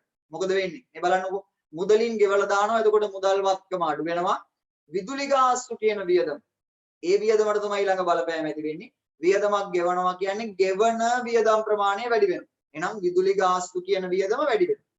දුරකථන ගාස්තු ගෙවුවාම මුදල් වත්කම අඩු වෙලා දුරකථන ගාස්තු වියදම වැඩි වෙනවා. විදුලි ගාස්තු ගෙවුවාම මුදල් වත්කම අඩු වෙලා විදුලි ගාස්තු කියන වියදම වැඩි වෙනවා. ඊළඟට මුදලට බලන්න ගැණුම් කළාම ඒ කියන්නේ ගැණුම් කියන වියදමට සල්ලි ගෙවුවාම මුදල් වත්කම අඩු වෙලා ගැණුම් වියදම වැඩි වෙනවා. පැහැදිලිනේ? ඔය විදිහට අපිට වියදමක් සඳහා මුදල් ගෙවුවාම ඇතිවන බලපෑම් දෙක හදා ගන්න පුළුවන්. මුදල් වත්කම අඩු වෙනවා. ඒ ගෙවන වියදමේ අගය වැඩි වෙනවා. අදාළ වියදමේ අගය වැඩි වෙනවා. එහෙනම් බලන්න දුරකථන ගාස්තු ගෙවනවා ඇතිවන දිත්ව බලපෑම තමයි මුදල් වත්කම අඩු වෙනවා මේ. මුදල් වත්කම අඩු වෙනවා. මුදල් වත්කම අඩු වෙනවා. ඊළඟට දුරකථන ගාස්තු වියදම වැඩි වෙනවා. දුරකථන ගාස්තු වියදම වැඩි වෙනවා. right ඔය විදිහට දිත්ව බලපෑම හදා ගන්න පුළුවන්. අයිතිකාරයාගේ හිමිකමට එතකොට බලපෑමක් නැහැ. ගෙවන වියදමට තමයි බලපෑම ඇති වෙන්නේ. මෙන්න දුරකථන ගාස්තු ගෙවනවා බලපෑම් දෙක මුදල් වත්කම අඩු වෙනවා දුරකථන ගාස්තු වියදම වැඩි වෙනවා. මට එනම් කියන්න මයික් එක ඔන් කරලා ළමයි දැන් මම මේ වියදමක් ගෙවීම ගැන වාට කිව්වේ බලපෑම් දෙක. මට කියන්නකෝ ওই විදිහටම සේවක වැටුප් කියන වියදම ගෙවුවොත් ඇතිවන බලපෑම් දෙක මොකක්ද? සේවක වැටුප් ගෙවනවා බලපෑම් දෙක කියන්නේ මුදල් වත්කම වැඩි වෙනවා.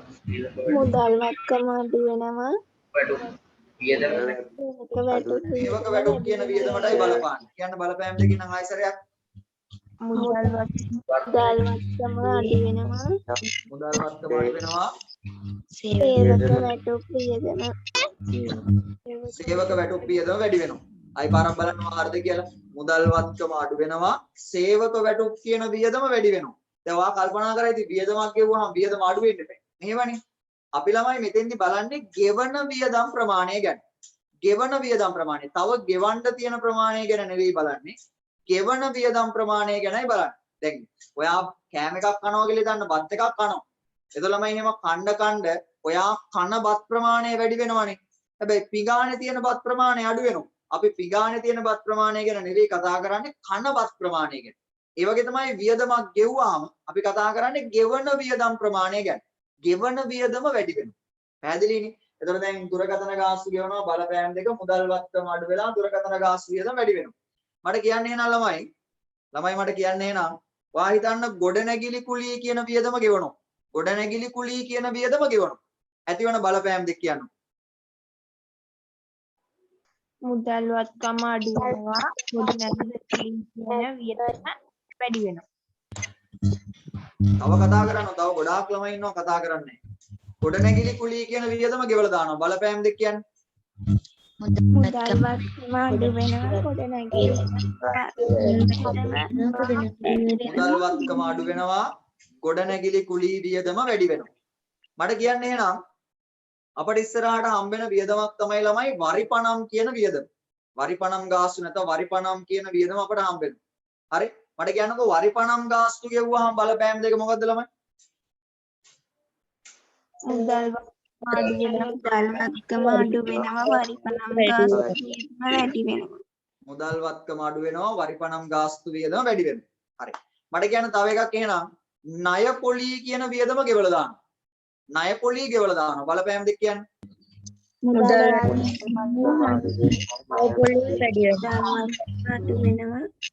මුදල් වත්කම අඩු වෙනවා. ණය පොලී වියදම වැඩි වෙනවා. පැහැදිලිනේ? හරියනම් සුදුසු කාලය ලියා ගන්න පස්වෙනි ගනුදෙනුවේ බලපෑම් දෙක ළමයි. දුරකථන ගාස්තු කියනවා බලපෑම් දෙක. මුදල් වත්කම අඩු වෙනවා. දුරකථන ගාස්තු වියදම වැඩි වෙනවා. මුදල් වත්කම අඩු වෙනවා. දුරකථන ගාස්තු වියදම වැඩි වෙනවා.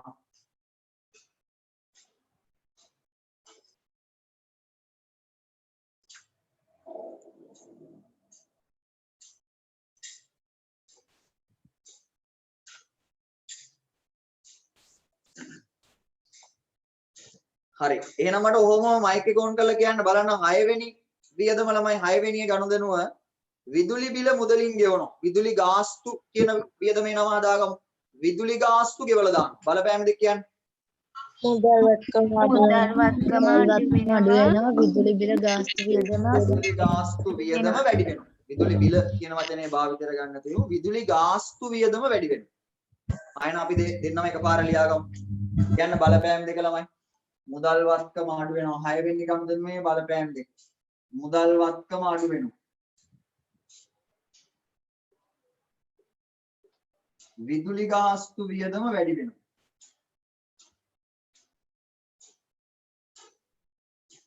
විදුලි ගාස්තු වියදම වැඩි වෙනවා.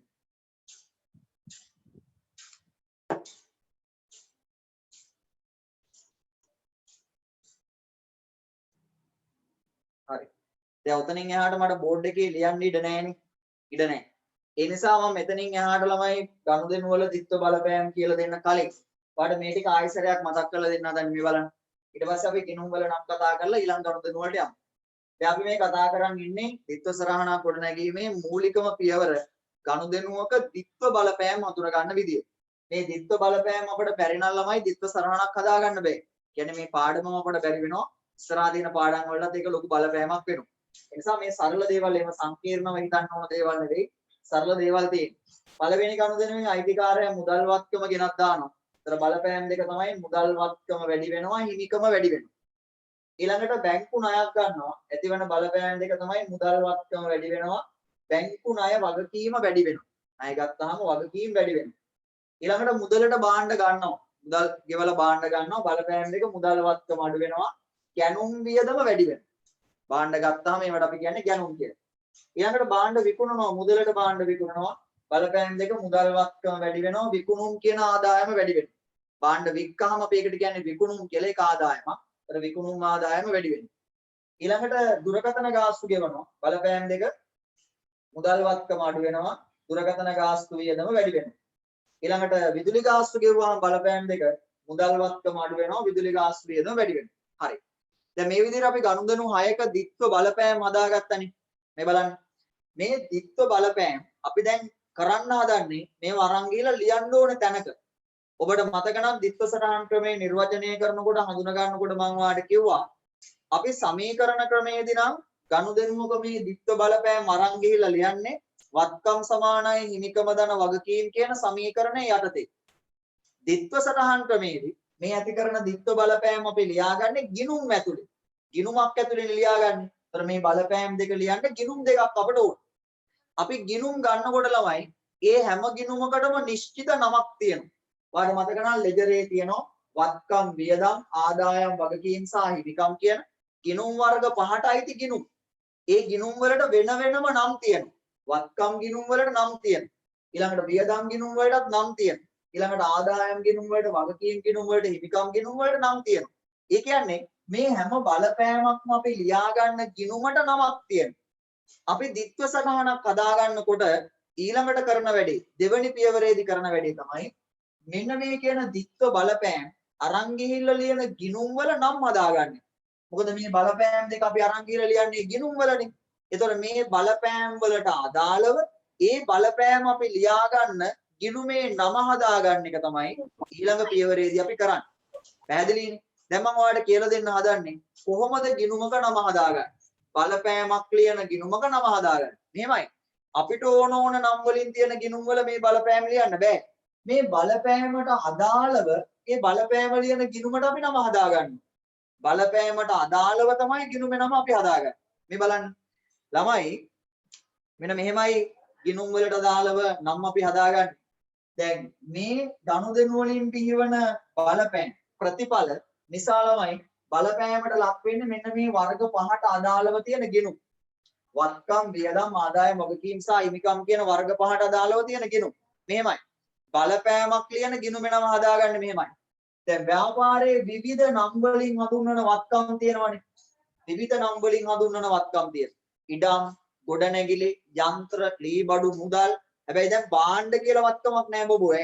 භාණ්ඩ කියලා වත්කමක් නැහැ. ඒතර ව්‍යාපාරයේ තියෙන මෙන්න මේ විවිධ නම් වලින් හඳුන්වන වත්කම් තියෙනවනේ. ඒ වත්කම් වලට මෙන්න මේ ගනුදෙනු වලින් බලපෑම් ඇති වෙන්න පුළුවන්. ඒතර වත්කමකට අදාළ වෙන බලපෑමක් අපි හැම වෙලාවෙම අරන් ගිහිල්ලා ලියන්නේ ළමයි. ඒ වත්කමේ නමින් තියෙන ගිණුමක. ඒ වත්කමේ නමින් තියෙන ගිණුමක තමයි ඒ බලපෑම ලියන්නේ. උදාහරණයක් කියනවා නම් මුදල් කියන වත්කමට ඇති කරන බලපෑමක්. මුදල් වත්කමට ඇති කරන බලපෑමක්. අපි අරන් ගිහිල්ලා ලියන්න ඕනේ. ඒ වත්කමේ නමින් තියෙන ගිණුමක. වත්කමේ නම මුදල්. එහෙනම් මුදල් වත්කමට බලපාන ඕනෑම ප්‍රතිඵලයක්. මුදල් වත්කමට බලපාන ඕනෑම ප්‍රතිඵලයක් අපි අරන් ගිහිල්ලා ලියන්නේ ළමයි මුදල් කියන ගිණුමේ. ඒ වත්කමේ නමින් අපි ගිණුමක් හදාගෙන ඒ ගිණුම තුල තමයි අපි සටහන් කරන්නේ. ඒතර ඉඩම් වත්කමට බලපෑමක් ඇති කරන ප්‍රතිඵලයක් නම් ඒක අපි ලියන්න ඕනේ ඉඩම් කියන ගිණුම. ඒ වත්කමේ නමින් තියෙන ගිණුම. යන්ත්‍ර වත්කමට ඇති කරන බලපෑමක් නම් ඒක අපි ලියන්නේ යන්ත්‍ර ගිණුම. පැහැදිලිනේ? ණය ගැතියන්ට ඇති කරන බලපෑමක් නම් ඒක අපි ලියන්නේ ණය ගැති කියන ගිණුමේ. තේරුණාද? ව්‍යාපාරයේ තියෙන වත්කමකට ඇති කරන ඕනෑම බලපෑමක් අපි ඒ වත්කමේ නමින් තියෙන ගිණුමක තමයි සටහන් කරන්නේ. නැත්නම් ඔක්කොම පොදුවේ එක වත්කම් ගිණුමක් අරගෙන ඒක ඇතුලේ ලියන්නේ නැහැ. පැහැදිලිනේ? බලපෑමේ ඒ ප්‍රතිඵලයෙන් බලපෑමට ලක් වෙන වත්කම හඳුනගෙන ඒ වත්කමේ නමින් තියෙන ගිණුමක තමයි අපි ලියන්නේ. එහෙනම් වත්කම් වලට අදාළ බලපෑම අපි ලියාගන්නේ අදාළ වත්කමේ නමින් තියෙන ගිණුමක. ළමයි ඊළඟට වියදම් ගිණුම් නේ මේ බලන්නකෝ වියදම් වලට අදාළ බලපෑම. ඒවත් ඒ විදිහම තමයි ළමයි. ඒ ගෙවන වියදමේ නමින් ඒ අදාළ වන වියදමේ නමින් බලපෑමට ලක්වන වියදමේ නමින් අපි ගිණුමක් ගන්න. අරගෙන ඒ ගිණුමේ තමයි අර වියදම අපි ලියාගන්නේ. අදාළ වියදමේ නමින් තමයි අපි ගිණුමක් ගන්න. ඒතර මේ විදිහට විදුලි ගාස්තු වලට බලපාන ප්‍රතිඵලයක්. ඒක අපි ලියන්න ඕනේ විදුලි ගාස්තු කියන ගිණුමේ. ඒතර ඒ ගිණුමේ ලියන්න පුළුවන් විදුලි ගාස්තු වලට බලපාන ප්‍රතිඵල පමණයි. ඊළඟට දුරකථන ගාස්තු වලට බලපාන ප්‍රතිඵලයක් නම් අපි ඒක ලියන්නේ දුරකථන ගාස්තු කියන ගිණුම. ගැනුම් වලට බලපාන ප්‍රතිඵලයක් නම් ඒක අපි ලියන්නේ ගැනුම් කියන ගිණුම. ඒ කියන්නේ වියදම් වලට බලපාන ප්‍රතිඵලයක් ආවහම ළමයි ඒක අපි ඒ අදාළ වියදමේ නමින් ගිණුමක් අරගෙන ඒ ගිණුම තුල තමයි සටහන් කරගන්නේ. ඊළඟට ආදායමකට අදාළ බලපෑමක් අපි ලියන්නේ ඒ විදියටම තමයි අදාළ ආදායමේ නමින් තියෙන ගිණුමක තමයි අපි ලියන්නේ. හිතන්නකෝ ළමයි කුලී ආදායමට බලපාන ප්‍රතිඵලයක් කියලා. අපි ඒක ලියන්නේ ළමයි කුලී ආදායම් කියන ගිණුම. පොලී ආදායමට බලපාන එක කුලී ආදායම් ගිණුම ලියන්නේ නැහැ. ඒක ලියන්නේ පොලී ආදායම් ගිණුම. ඊළඟට විකුණුම් වලට බලපාන ප්‍රතිඵලයක් අපි ලියන්නේ විකුණුම් කියන ගිණුම. ওই විදිහට හැම ආදායමකටම වෙන වෙනම ගිණුමක් අපි ගන්නවා. ඊළඟට වගකීම් වලටත් එහෙමයි ළමයි. ඒ අදාළ වගකීමේ නමින් තියෙන ගිණුමක අපි ඒ බලපෑම සටහන් කරගන්නවා. බැංකු ණය වලට බලපාන එකක් නම් බැංකු ණය ගිණුම ලියා ගන්නවා. ණය හිමියන්ට බලපාන එකක් නම් ණය හිමි ගිණුම අපි ලියා ගන්නවා. උගස් ණය වලට බලපාන එකක් නම් උගස් ණය ගිණුම අපි ලියා ගන්නවා. ඔය විදිහට තමයි අපි මේ පළවෙනි හතර දෙනාට ගිණුම් ගන්න. වත්කමකට බලපාන ප්‍රතිඵලයක් නම් අපි ලියන්නේ ඒ වත්කමේ නමින් තියෙන ගිණුම. වියදමකට දාලා ප්‍රතිඵලයක් නම් අපි ලියන්නේ ඒ වියදමේ නමින් තියෙන ගිණුමක. පැහැදිලිද? ඒතර දැන් නම් මාරු කරගන්න බෑ එහෙනම්. ආදායම් වලට දාලා ප්‍රතිඵලයක් නම් අපි ලියන්නේ ඒ ආදායමේ නමින් තියෙන ගිණුමක. වගකීමකට දාලා ප්‍රතිඵලයක් අපි ලියන්නේ ඒ වගකීමේ නමින් තියෙන ගිණුමක. හිමිකම විතරක් පොඩ්ඩක් වෙනස් වෙනවා ළමයි. හිමිකමට අදාළ වෙන ගනුදෙනු දෙකක් අපිට හඳුනා ගන්න පුළුවන්. එකක් හිමිකම වැඩි වෙනවා. අනිත් එක හිමිකම අඩු වෙනවා. ඔයා දන්නවා හිමිකම වැඩි වෙන්නේ දැන් අයිතිකාරය සම්පත් යෙදවීමෙන් පමණයි. අයිතිකාරය සම්පත් යෙදෙවුවා නම් ඒව ලියාගන්න ගිණුමට අපි කියනවා ළමයි ප්‍රාග්ධන ගිණුම කියලා. අයිතිකාරය සම්පත් යෙදුවාම හිමිකම වැඩි වෙනවා. ඒව ලියන්න ගිණුමට අපි නමක් කියනවා ප්‍රාග්ධන ගිණුම. හිමිකම වැඩි වෙනවා නම් ඒව ලියන්නේ ප්‍රාග්ධන ගිණුම. හිමිකම අඩු වෙනවා නම් අපි දැන් ඒව ලියාගන්නේ ළමයි ගැනිලි කියන ගිණුම. හිමිකම අඩු වෙනවා නම් ඒව අපි ලියාගන්නේ ගැනිලි කියන ගිණුම. පැහැදිලිනේ? ඔන්න ඔය විදිහට මේ බලපෑම දිහා බලලා තමයි අපිට මේ බලපෑම ලියන ගිණුමේ නම හදාගන්න වෙන්නේ. මේ බලපෑම අදාළ වෙන්නේ වත්කමකට නම් ඒ අදාළ වත්කමේ නමින් තියෙන ගිණුමක ලියන්න ඕනේ. බලපෑම අදාළ වෙන්නේ වියදමකට නම් ඒ වියදමට අදාළ වෙන නමින් තියෙන ගිණුමක ලියන්න ඕනේ. බලපෑම අදාළ වෙන්නේ ආදායමකට නම් අදාළ ආදායමේ නමින් තියෙන ගිණුමක තමයි අපි ලියන්නේ. බලපෑම අදාළ වෙන්නේ වගකීමකට නම් අදාළ වගකීමේ නමින් තියෙන ගිණුමක ලියනවා. බලපෑමෙන් වෙන්නේ හිමිකම වැඩි වෙන එක නම් ප්‍රාග්ධන ගිණුමේ ලියනවා. හිමිකම අඩු වෙනවා නම් ඒක අපි ගැනිලි ගිණුමේ ලියනවා. ඔයා බලන් ඉන්න මම මේ ගිණුම් වල නම් ටික ලියලා පෙන්නනක මේ බලන්න. පළවෙනි ගනුදෙනුවට දාලා බලපෑම් ටික බලන්න. මුදල් වත්කම වැඩි වෙනවා හිමිකම වැඩි වෙනවා. දැන් මේ මුදල් වත්කම වැඩි වෙන එක අපි ගිණුමක ලියන්න ඕනේ. ඒ ගිණුමට නමක් හදාගන්න ඕනේ. මේ බලන්න. මේ ගනුදෙනුවෙන් බලපෑම ඇති වෙන්නේ වත්කමකට. එහෙනම් අදාළ වත්කමේ නමින් තියෙන ගිණුමක තමයි ලියන්න ඕනේ. වත්කමේ නම මුදල්. එහෙනම් මේ මුදල් වත්කම වැඩි වෙන බලපෑම ලියන ගිණුමේ නම තමයි ළමයි මුදල් ගිණුම. ඒ වත්කමේ නමින් අපි ගිණුමක් ගන්නවා. මුදල් වත්කම වැඩි වෙන එකනා ලියන ගිණුමේ නම තමයි මුදල් ගිණුම. එයා බලන් ඉන්න ලියන්න යන්න එපා. හරි. ඊළඟට හිමිකම වැඩි වෙනවා. ඒක ලියන ගිණුමේ නම මේ බලන්නකො මේ හිමිකම වැඩි වෙන හැම එකක්ම ලියන්නේ ප්‍රාග්ධන කියන ගිණුම. එහෙනම් හිමිකම වැඩි වෙන බලපෑම අපි ලියන්නේ ප්‍රාග්ධන ගිණුම ඇතුළේ. ප්‍රාග්ධන ගිණුම ඇතුළේ තමයි ලියන්නේ. පැහැදිලිනේ? ඊළඟට මෙතන බැංකු ණයක් ගන්නවා. බලපෑම් දෙක මුදල් වත්කම වැඩි වෙලා බැංකු ණය වගකීම වැඩි වෙනවා. අපි බලමු මේ බලපෑම් ලියන ගිණුම් වල නම් හදා ගන්න විදිය. කොහොම බලන්න. පළවෙනි බලපෑමෙන් මුදල් වත්කම වැඩි වෙනවා. මෙතන වත්කමකට බලපෑම් ඇති වෙන්නේ. එහෙනම් අදාළ වත්කමේ නමින් තියෙන ගිණුමක ලියන්න ඕනේ. වත්කමේ නම මෙතන තියෙනවා මේ. වත්කමේ නම මුදල්. එහෙනම් මේ බලපෑම ලියන ගිණුමේ නම හදා ගන්නවා මුදල් ගිණුම කියලා. මුදල් ගිණුම. ඊළඟට බැංකු ණය වගකීම වැඩි වෙනවා. ඒතර ඒ අදාළ වගකීමේ නමින් තියෙන ගිණුමකට ලියන්න ඕනේ. වගකීමේ නම බැංකු ණය. එහෙනම් මේ බලපෑම ලියන ගිණුමේ නම බැංකු ණය ගිණුම. බැංකු ණය ගිණුම කියලා හදා ගන්නවා. බැංකු ණය ගිණුම. පැහැදිලිද? ඊළඟට මෙයා මේ මුදලට භාණ්ඩ ගන්නවා. බලපෑම් දෙක මුදල් වත්කම අඩු වෙනවා, ගැනුම් වියදම වැඩි වෙනවා. පළවෙනි එක නා මුදල් වත්කමට බලපාන ප්‍රතිඵලයක්. එහෙනම් අපි ඒක ලියන්න ඕනේ මේ වත්කමේ නමින් තියෙන ගිණුමක. වත්කමේ නම මුදල්. එහෙනම් ගිණුමේ නම ළමයි මුදල් ගිණුම. මුදල් ගිණුම. ඊළඟට ගැනුම් වියදම වැඩි වෙනවා. වියදමකට දාලා බලපෑමක්. වියදමේ නම ගැනුම්. එහෙනම් මේ වියදමේ නමින් තියෙන ගිණුමක අපි ලියන්න ඕනේ. වියදමේ නම ගැනුම්. එහෙනම් මේක ලියන ගිණුමේ නම ගැනුම් ගිණුම. මේ වචනේ හුරු වෙන්නේ ගැනුම් ගිණුම කියලා යාට කියන්නේ. ගැනුම් ගිණුම. ඊළඟට බලන්න මුදලට භාණ්ඩ විකුණනවා. බලපෑම් දෙක ඇති වෙන්නේ මුදල් වත්කමට සහ විකුණුම් ආදායම. දැන් ඔයා හොඳටම දන්නවා. මුදල් වත්කමට ඇතිවන බලපෑමක් නම් අපි ආව ලියන්නේ ළමයි මුදල් ගිණුම ඇතුළේ. මුදල් ගිණුම ඇතුළේ. විකුණුම් ආදායමට ඇතිවන බලපෑම. ඒ ආදායමේ නමින් අපි ගිණුමක් ගන්න ඕනනේ. ආදායමේ නම විකුණුම්. එහෙනම් ගිණුමේ නම හදා ගන්නවා ළමයි විකුණුම් ගිණුම කියලා. විකුණුම් ආදායම් ගිණුම කියලා සාමාන්‍යයෙන් අපි කියන්නේ විකුණුම් ගිණුම කියලා තමයි කියන්නේ. ඊළඟට මේ දුරකථන ගාස්තු ගෙවනවා. මුදල් වත්කම අඩු වෙලා දුරකථන ගාස්තු වියදම වැඩි වෙනවා. ගිණුම් දෙක මේ බලන්න. මුදල් වත්කම අඩු වෙනවා නම් එයාව ලියන්නේ මුදල් ගිණුම. ඒ වත්කමේ නමින් තියෙන ගිණුමක් අපි ගන්න නම් මුදල් ගිණුම. දුරකථන ගාස්තු වියදම වැඩි වෙනවා. ඒකේ වියදමේ නමින් තියෙන ගිණුමක ලියන්න ඕනේනේ.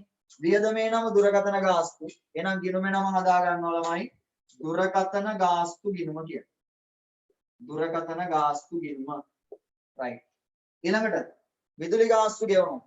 බලපෑම් දෙක මුදල් වත්කම අඩු වෙනවා. විදුලි ගාස්තු වියදම වැඩි වෙනවා. ගිණුම් දෙක මුදල් වත්කම අඩු වෙනවා නම් එයාව අපි ලියන්නේ මුදල් ගිණුම ඇතුළේ. මුදල් ගිණුම ඇතුළේ. විදුලි ගාස්තු වියදම වැඩි වෙනවා නම් එයාව අපි ලියන්නේ විදුලි ගාස්තු ගිණුම ඇතුළේ. විදුලි ගාස්තු ගිණුම. විදුලි ගාස්තු වියදම් ගිණුම කියලා අපි කියන්නේ විදුලි ගාස්තු ගිණුම කියලා කියන්නේ. මෙන්න මේ විදිහට මේ බලපෑම දිහා බලලා ගිණුමේ නම හදා ගන්න ඕනේ. පැහැදිලිනේ? මුදල් වත්කමට බලපානවා නම් ඒක මේ වත්කමේ නමින් තියෙන ගිණුමක තමයි ලියන්නේ. හිමිකම වැඩි වෙනවා නම් ප්‍රාග්ධන ගිණුම. මුදල් වත්කම නම් මුදල් ගිණුමේ. බැංකු ණය වගකීම නම් ළමයි වගකීමේ නමින් තියෙන ගිණුමක තමයි ලියන්නේ. හරි. දැන් අපි ගනුදෙනු 6කට අදාළ බලපෑම් ලියලා තියෙන්නේ. ඔයාලට දැන් ඉස්සරහා මේ ලෙජර් ගිණුම් වල නම් කියන තැන මෙන්න මෙතන ඔයාලට පුළුවන් බලපෑම දිහා බලලා ගිණුමේ නම ලියා ගන්න. බෝඩ් එක දිහා බලලා ලියන්න නැතුව ඔයා මේ බලපෑම හොඳට කියවලා ඒ බලපෑම දිහා බලලා ගිණුමේ නම ලියා ගන්න. වැරද්දක් අඩුපාඩුවක් තියෙනවා නම් බෝඩ් එක බලලා සම්පූර්ණ කරගන්න. රයිට් ඉක්මනින් ලියලා පෙන්නන්න ලියලා දාන්න ළමයි. ඉක්මනින් ලියන්න.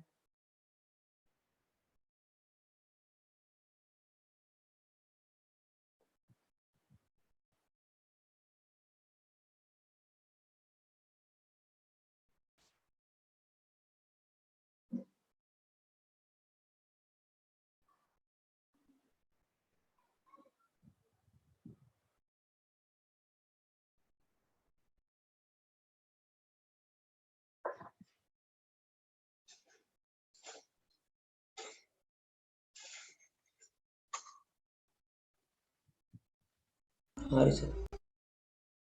ප්‍රශ්නයක්ද?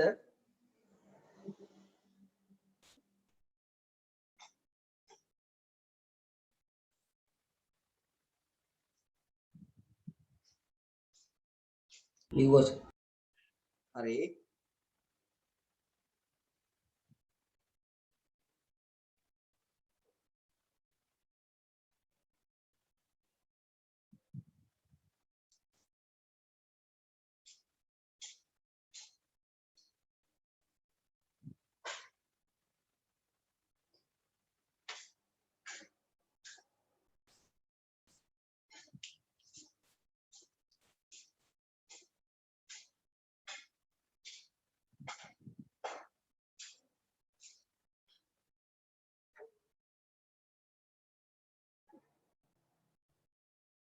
තව කාටද කාලය අවශ්‍යද කියලා කියන්නේ මේක ලියාගන්න. කාලය අවශ්‍ය නම් කියන්නේ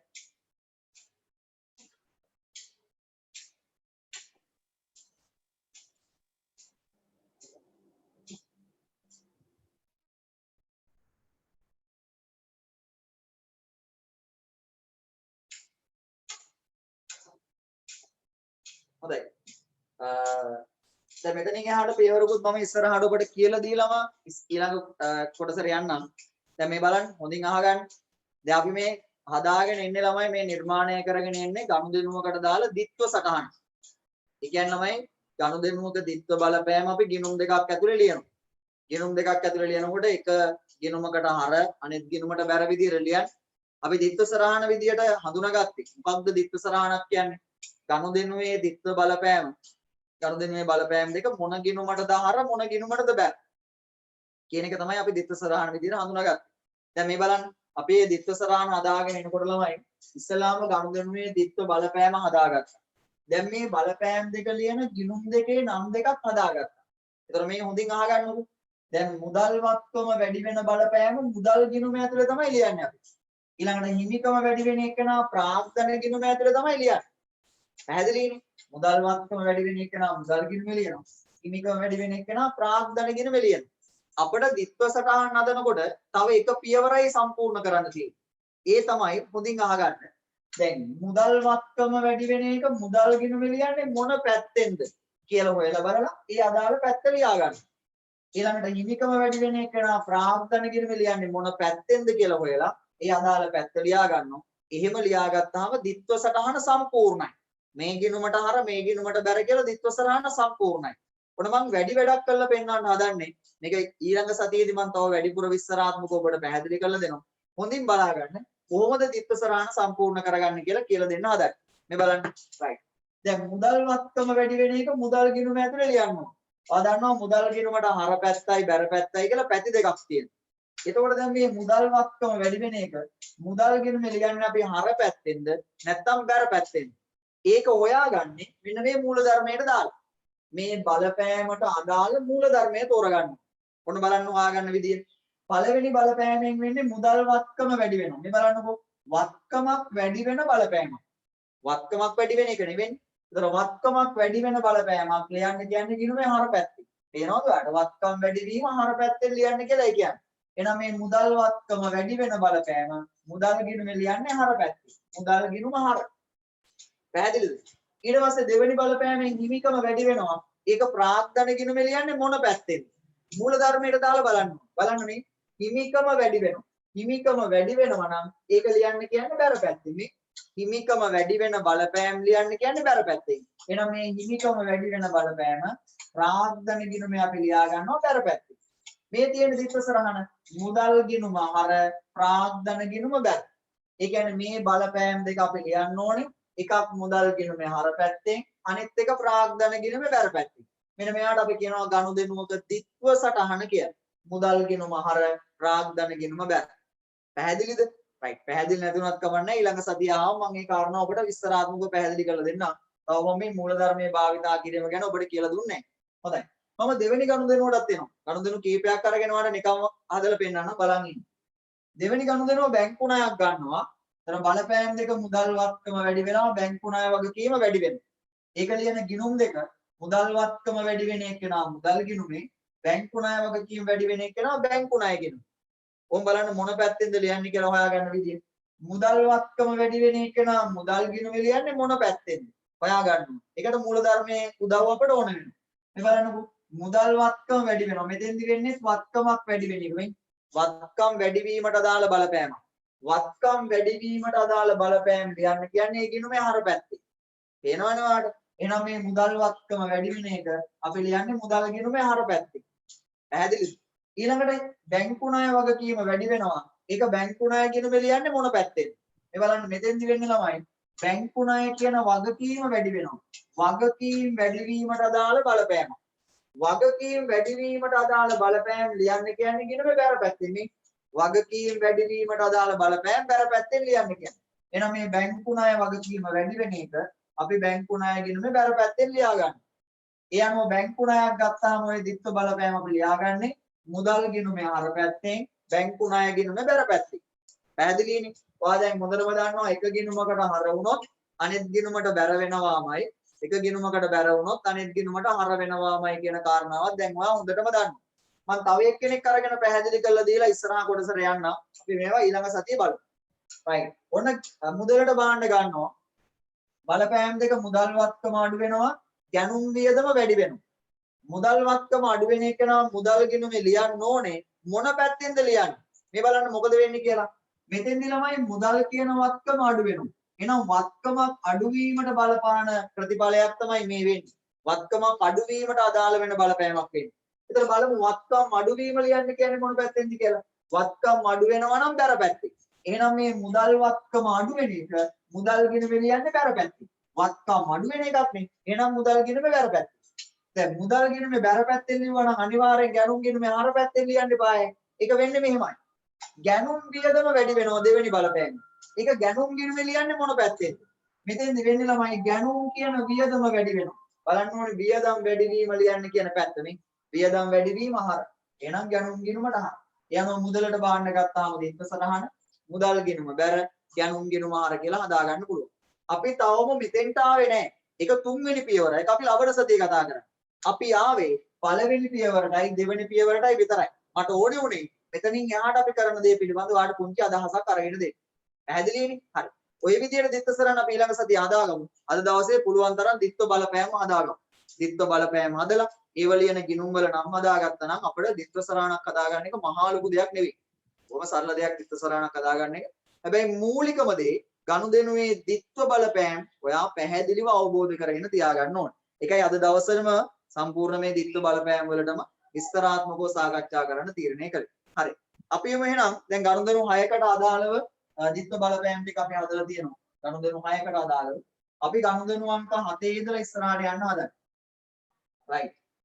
ගනුදෙනු අංක 7ට එන්න. ගනුදෙනු අංක 7න් අපිට කියනවා ළමයි මෙන්න මෙහෙම. ගනුදෙනු අංක 7 තියෙනවා ලද පොලි ආදායම රුපියල් 500යි. මේකත් සමීකරණයට වඩා වෙනස් වෙන බලපෑම සහිත ගනුදෙනු.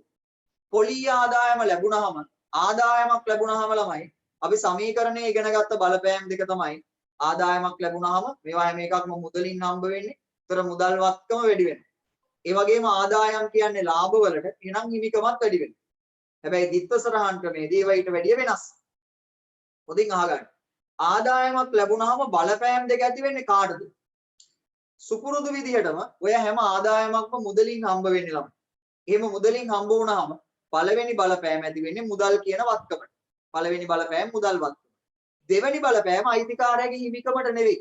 අපි වියදමක් ගෙවුවාම දෙවෙනි බලපෑම ඇති උනේ ඒ ගෙවන වියදමටනේ. ඒ වගේ තමයි ආදායමක් ලැබුණාම ඊළඟ බලපෑම ඇති වෙන ළමයි ඒ ලැබෙන ආදායම අදාළ වෙන ආදායමට තමයි ලැබෙන ආදායමට තමයි ඊළඟ බලපෑම ඇති වෙන්නේ. එහෙනම් මෙතන ළමයි ඔබට කියන්නේ පොලී ආදායම ලැබුණලු. බලපෑම් දෙක ඇති වෙන්නේ මුදල් වත්කමට සහ පොලී ආදායම කියන ආදායම. මුදල් වත්කමටයි පොලී ආදායමටයි තමයි බලපෑම ඇති වෙන්නේ. අපි බලමු මොකක්ද ඇතිවන බලපෑම් දෙක කියලා ඉක්මනින්. මේ බලන්න. මුදලින් ආදායමක් ලැබෙනවා. ඒ කියන්නේ මුදල් ලැබෙනවා කියන එකනේ. මුදල් ලැබුණාම ව්‍යාපාරයේ තියෙන මුදල් වත්කම වැඩි වෙනවා. එහෙනම් පළවෙනි බලපෑමෙන් මුදල් වත්කම වැඩි වෙනවා. ඊළඟට දෙවෙනි බලපෑම ලැබෙන ආදායම. ආදායම් ලැබෙන්න ව්‍යාපාරයට ලැබෙන ආදායම් ප්‍රමාණයත් වැඩි වෙනවා. ඒ කියන්නේ පොලී ආදායම වැඩි වෙනවා. පොලී ආදායම වැඩි වෙනවා. බලපෑම් දෙක මුදල් වත්කම වැඩි වෙනවා. පොලී ආදායම වැඩි වෙනවා. පැහැදිලිනේ? ඔය විදිහට ළමයි හිතන්නකෝ කුලී ආදායමක් ලැබුණා කියලා. කුලී ආදායමක් ලැබුණා. බලපෑම් දෙක ඇති වෙන්නේ මුදල් වත්කමට සහ කුලී ආදායම. මොකක්ද ඇති වෙන බලපෑම් දෙක? මුදල් ලැබෙනවා. ඒතකොට මුදල් වත්කම වැඩි වෙනවා. ආදායම් ලැබෙනකොට ඒ ආදායම් වැඩි වෙනවා. ඒ කියන්නේ කුලී ආදායම් වැඩි වෙනවා. එහෙනම් බලපෑම් දෙක මුදල් වත්කම වැඩි වෙනවා. කුලී ආදායම වැඩි වෙනවා. පැහැදිලිනේ? මම මේ ගනුදෙනුවේ බලපෑම් දෙක ලියන්නම්. පොලී ආදායම රුපියල් 500ක් ලැබෙනවා. බලපෑම් දෙක තමයි මේ 7 වෙනි ගනුදෙනුව. මුදල් වත්කම වැඩි වෙනවා. මුදල් වත්කම වැඩි වෙනවා. ඒ වගේම තමයි ළමයි මේ ලැබෙන්නේ එතකොට පොලී ආදායම. එහෙනම් පොලී ආදායම වැඩි වෙනවා. මුදල් වත්කම වැඩි වෙනවා. ඒ වගේම තමයි පොලී ආදායම වැඩි වෙනවා. ලැබෙන ආදායම් ප්‍රමාණය වැඩි වෙනවා. ඔන්න බලපෑම් දෙක. මුදල් වත්කම වැඩි වුණා, පොලී ආදායම වැඩි වුණා. රයිට් මට එනවා මයික් එක ඔන් කරලා කියන්න ළමයි. මයික් එක ඔන් කරලා කියන්න. හිතන්නකෝ කොමිස් ආදායම ලැබෙනවා කියලා. කොමිස් ආදායම ලැබෙනවා. මොකක්ද ඇතිවන බලපෑම් දෙක ළමයි?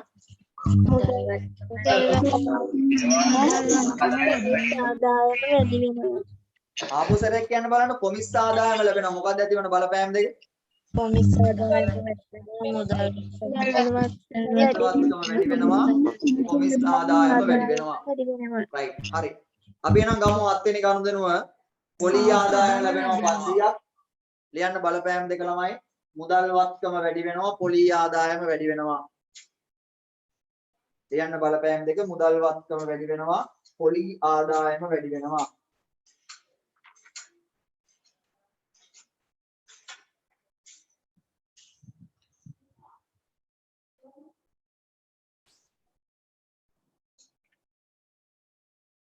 මුදල් වත්කම වැඩි වෙනවා. පොලී ආදායම වැඩි වෙනවා. අපි දැන් ඔහොමම ගිණුම් වල නම් ටිකක් කතා කරගෙන යමු. මේ බලන්න. රයිට් මයික් එක ඔන් කරලා කියන්න එනවා. මුදල් වත්කම වැඩි වෙනවා. මේ බලපෑම ලියන ගිණුමේ නම මොකද්ද ළමයි? මුදල් ගිණුම. රයිට්. ආලියමු අපි දෙන්නම එකපාර ලියමු එනවා. මුදල් වත්කම වැඩි වෙනවා. යාව ලියන ගිණුමේ නම මුදල් ගිණුම. මුදල් ගිණුම. ඊළඟට දෙවෙනි බලපෑමෙන් වෙන්නේ ළමයි ආදායමක් වැඩි වෙන එකනේ. අදාළ ආදායමේ නමින් තියෙන ගිණුමක තමයි අපි ලියන්නේ. ආදායමේ නම පොලී. එහෙනම් ගිණුමේ නම පොලී ආදායම් ගිණුම. නිකම්ම පොලී ගිණුම කියලා ලියන්න බෑ. මේ ආදායම් කියන වචනේ දාන්න ඕනේ ළමයි. පොලී ආදායම් ගිණුම. ලියන්න පොලී ආදායම් ගිණුම.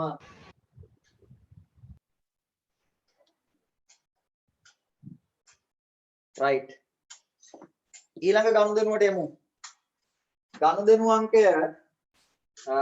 8 ලද කුලී ආදායම රුපියල් 1500යි. කුලී ආදායම ලැබෙනවා. කියන්නකෝ බලපෑම් දෙක මොකක්ද කියලා. දිත්ව බලපෑම කියන්න. කුලී ආදායමක් ලැබුණාම මුදල් වත්කම වැඩි වේ. වැඩි වෙනවා. කුලී ආදායම වැඩි වෙනවා. මට මේ ස්ක්‍රීන් එකෙන් පේනවා ළමයි මයික් එක ඔන් කරලා කතා කරන්නේ කවුද කියලා. ඉතින් කතා නොකරන උන් ඉන්නවා වෙන සෙට් එකක්. හරිද? රයිට් අපි ලියාගමු බලපෑම් දෙක එනවා. කුලී ආදායම ලැබෙනවා. බලපෑම් දෙක 8 වෙනි එක්කෙනා මුදල් වත්කම වැඩි වෙනවා. මුදල් වත්කම වැඩි වෙනවා. ඒ වගේම කුලී ආදායම වැඩි වෙනවා. කුලී ආදායම වැඩි වෙනවා.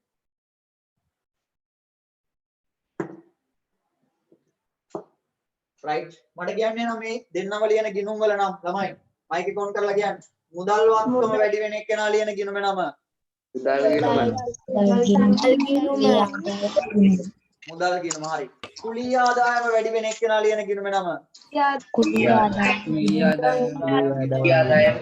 හරි අපිට කුලී ආදායම් ගිණුම මුදල් වත්කම වැඩි වෙන එක නම් අපි ලියනවා මුදල් ගිණුම ඊළඟට කුලී ආදායම වැඩි වෙන එක නම් අපි ලියා ගන්නවා කුලී ආදායම් ගිණුම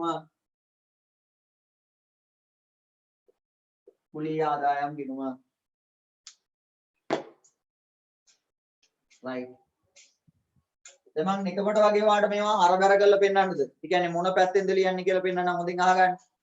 ඉස්සලාම ළමයි පොලී ආදායම ලැබෙනවනේ. බලපෑම් දෙක මුදල් වත්කම වැඩි වෙනවා, පොලී ආදායම වැඩි වෙනවා. දැන් මුදල් වත්කම වැඩි වෙන එකනාව මුදල් ගිණුම ලියන්න ඕනේ. මොන පැත්තෙන්ද? මෙන්න හොයාගන්න ඕනේ. බලපෑමෙන් වෙන්නේ මුදල් කියන වත්කම වැඩි වෙනවා. වත්කමක් වැඩි වීමට දාලා බලපෑම් ලියන්න කියන්නේ හර පැත්ත. එහෙනම් මුදල් ගිණුම හර. ඊට පස්සේ පොලී ආදායම වැඩි වෙන එකනා පොලී ආදායම් ගිණුම ලියන්නේ මොන පැත්තෙන්ද? බලපෑමෙන් වෙන්නේ ආදායමක් වැඩි වෙනවා. එතකොට ආදායම් වැඩි වීමට අදාළ මූලධර්මය ආදායම් වැඩි වීම බැර එහෙනම් පොලී ආදායම් ගිණුම බැර. හරි. මම දැන් ඔයාගෙන් ප්‍රශ්නයක් අහන්න හදන්නේ. මම ඊළඟ ගනුදෙනුවට එනවා පොලී ආදායම ලැබෙනවා. මේ බලන්න. පළවෙනි බලපෑමෙන් මුදල් වත්කම වැඩි වෙනවා. ඒක මුදල් ගිණුමේ ලියන්න ඕන. මට මයික් එක ඔන් කරලා කියන්න මුදල් වත්කම වැඩි වෙන එක නා මුදල් ගිණුමේ ලියන්න ඕනේ. අර පැත්තෙන්ද බැර පැත්තෙන්ද?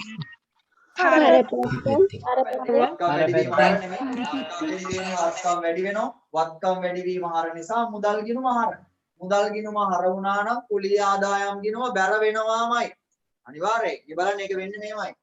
දෙවෙනි බලපෑමෙන් වෙන්නේ කුලී ආදායම් වැඩි වෙනවා. ආදායම් වැඩි වීම ලියන්න කියන්නේ බැර පැත්තෙන්. එහෙනම් කුලී ආදායම් ගිණුම බැර. ඔය විදිහට දිත්වසරාණ හදා ගන්න පුළුවන්. ඒක අපි ලබන සතියේ විස්තරාත්මකව සාකච්ඡා කරමු. හරි. අපි දැන් එමු ගනුදෙනු අංකය 9 රුපියල් 10000ක භාණ්ඩ ණයට විකුණනවා. ගනුදෙනු අංකය 9 රුපියල් 10000ක භාණ්ඩ ණයට විකුණනවා. දැන් භාණ්ඩ කියලා වත්කමක් නැහැනේ. භාණ්ඩ වික්කාම අපි ඒකට කිව්වේ ළමයි විකුණුම් කියලා. භාණ්ඩ වික්කාම ඒකට අපි කිව්වේ විකුණුම් මේක ආදායමක්. ඒක මුදලට වික්කත් එකයි ණයට වික්කත් එකයි ළමයි. කොහොමත් විකුණුම් ආදායමකට තමයි බලපෑම ඇති වෙන්නේ. ඊළඟට මෙතෙන්දි විකුණන්නේ කොහොමද ණයට? දැන් මුදලට වික්කනම් මුදල් වත්කමට බලපෑමක් ඇති වෙනවා. ණයට වික්කහම මුදල් වලට බලපෑමක් වෙන්නේ නැහැනේ. ණයට භාණ්ඩ වික්කහම මේ භාණ්ඩ අරන් යන කෙනාට අපි කියන්නේ ණය ගැතිය කියලා. ණය ගැතිය. එයා ව්‍යාපාරයට වත්කමක්. එහෙනම් මේ ගනුදෙනුවෙන් බලපෑම් දෙක ඇති වෙන්නේ එකක් විකුණුම් ආදායම. භාණ්ඩනේ විකුණන්නේ. එහෙනම් එකක් විකුණුම් ආදායමට. අනිත් එක ණය ගැති කියන වත්කමට. අපි බලමු මොකද වෙන්නේ කියලා. භාණ්ඩ විකුණන්න ළමයි විකුණුම් කියන ආදායම වැඩි වෙනවා. විකුණුම් ආදායම වැඩි වෙනවා. ණයට විකුණන්න ණය ගැති කියන වත්කමත් වැඩි වෙනවා. එහෙනම් බලපෑම් දෙක විකුණුම් ආදායම වැඩි වෙනවා. ණය ගැති වත්කම වැඩි වෙනවා. අපි දෙන්නම එකපාර ලියාගමු බලපෑම් දෙක. ගනුදෙනු අංකය 9 බලපෑම් දෙක තමයි රුපියල් 10000ක භාණ්ඩ ණයට වික්කා. භාණ්ඩනේ විකුණන්නේ ළමයි. එහෙනම් විකුණුම් ආදායම වැඩි වෙනවා. විකුණුම් ආදායම වැඩි වෙනවා. ණයට වික්ක නිසා ණය ගැති වත්කම වැඩි වෙනවා. ණය ගැති වත්කම වැඩි වෙනවා. විකුණුම් ආදායම වැඩි වෙනවා ණය ගැති වත්කම වැඩි වෙනවා.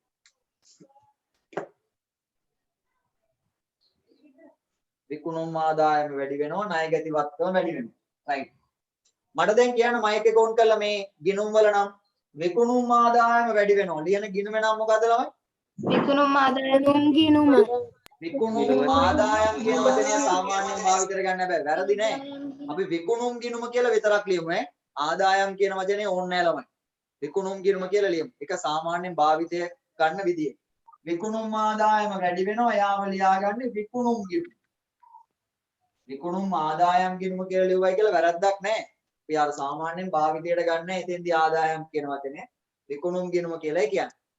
ඊළඟට මට කියන්නේ ණය ගැති වත්කම වැඩි වෙනවා ලියන ගිණුම් මේ නම මොකද්ද? ණය ගැති ගිණුම. ණය ගැති ගිණුම.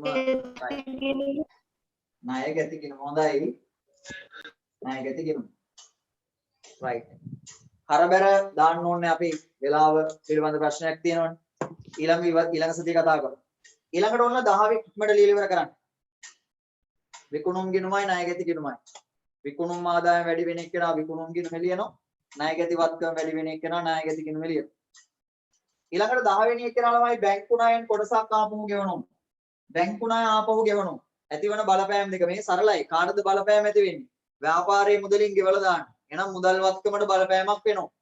බැංකු ණය ගෙවන්නේ. එහෙනම් බැංකු ණය වගකීමටත් බලපෑමක් වෙනවා. ඒවා සමීකරණයේ ප්‍රතිඵල වලට සමානයි. ඒවා සමීකරණයේ ප්‍රතිඵල වලට සමානයි. එතකොට ව්‍යාපාරේ ලාච්චුවෙන් සල්ලි අරන් ගෙවුවාම මුදල් වත්කම අඩු වෙනවා. ඒ වගේම ණය ගෙවුවාම බැංකු ණය වගකීම අඩු වෙනවා. බැංකු ණය වගකීම අඩු වෙනවා. බලපෑම් දෙක මුදල් වත්කම අඩු වෙනවා. බැංකු ණය වගකීම අඩු වෙනවා. එහෙනම් අපි ලියාගමු බලපෑම් දෙක තමයි 10 වෙනි ගනුදෙනුව බැංකු ණය ආපහු ගෙවනවා. බලපෑම් දෙක මුදල් වත්කම අඩු වෙනවා. මුදල් වත්කම අඩු වෙනවා. බැංකු ණය වගකීම අඩු වෙනවා. මුදල් වත්කම අඩු වෙනවා. බැංකු ණය වගකීම අඩු වෙනවා.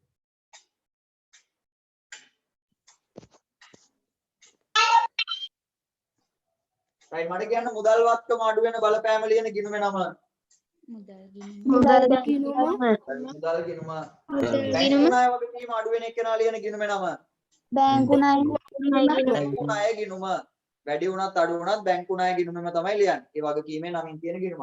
right ගිණුම් දෙකේ නම් දෙක ලියාගමු. මුදල් වත්කම අඩු වෙන එක්කෙනාව අපි ලියන්නේ මුදල් ගිණුම.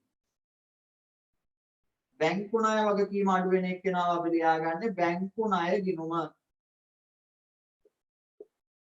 බැංකු ණය ගිණුම හරබැර දාන්න ඕනේ නැහැ. අපි ඒවා ලබන සතියේ සාකච්ඡා කරමු. ඔයා ඊළඟට පිටු අංකය 9 පෙරලා ගන්න. පිටු අංක 9 පෙරලා ගන්න.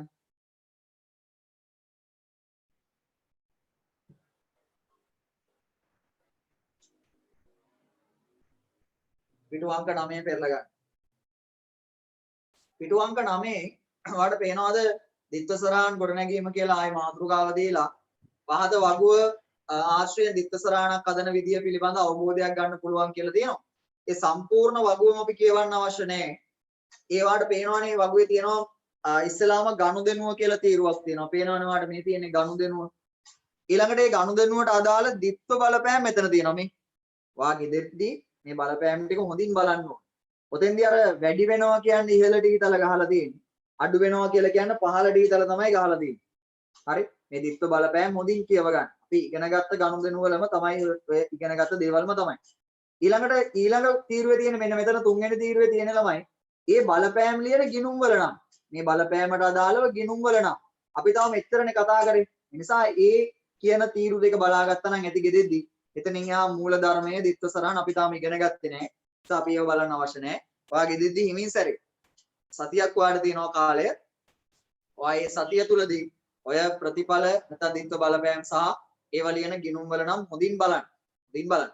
ඊළඟට ඔයා 10 වෙනි පිටුව සහ 11 වෙනි පිටුව පෙරලා ගත්තොත් එහෙම 10 වෙනි පිටුව සහ 11 වෙනි පිටුව පෙරලා ගත්තොත් මේක තමයි මේ නිබන්ධනයේ තියෙන වැදගත්ම තැන් වලින් එකක්. පිටු අංක 10 සහ පිටු අංක 11 තියෙනවා ගනුදෙනු 26කට අදාළව දිත්ව බලපෑම් මුද්‍රණය කරලම දීලා තියෙනවා. ගනුදෙනු 26කට අදාළව බලපෑම් මුද්‍රණය කරලම දීලා තියෙනවා. ඔයාට මොනවා හරි ගනුදෙනුවකදී කොහේ හරි තැනකදී ගනුදෙනුවක බලපෑම් මතක නැත්තම් ඔයාට පටස් කාලා මේ පිටුව පෙරලා බලපෑම් බලන්න පුළුවන්. ඔයා මේකත් ගෙදෙද්දි හොඳට කියව ගන්න ඕනේ. හොඳට බලන්න ඕනේ. හොඳට පාඩම් කර ගන්න ඕනේ. මේක එක තැනක දිත්ව බලපෑම් පොඩ්ඩක් වැරදියට තියෙනවා. ඔයා පෙරලා ගන්නකො ළමයි 11 වෙනි පිටුවේ 11 වෙනි පිටුවේ ළමයි W කියන ගනුදෙනුව 11 වෙනි පිටුවේ තියෙන W කියන ගනුදෙනුව බලන්න.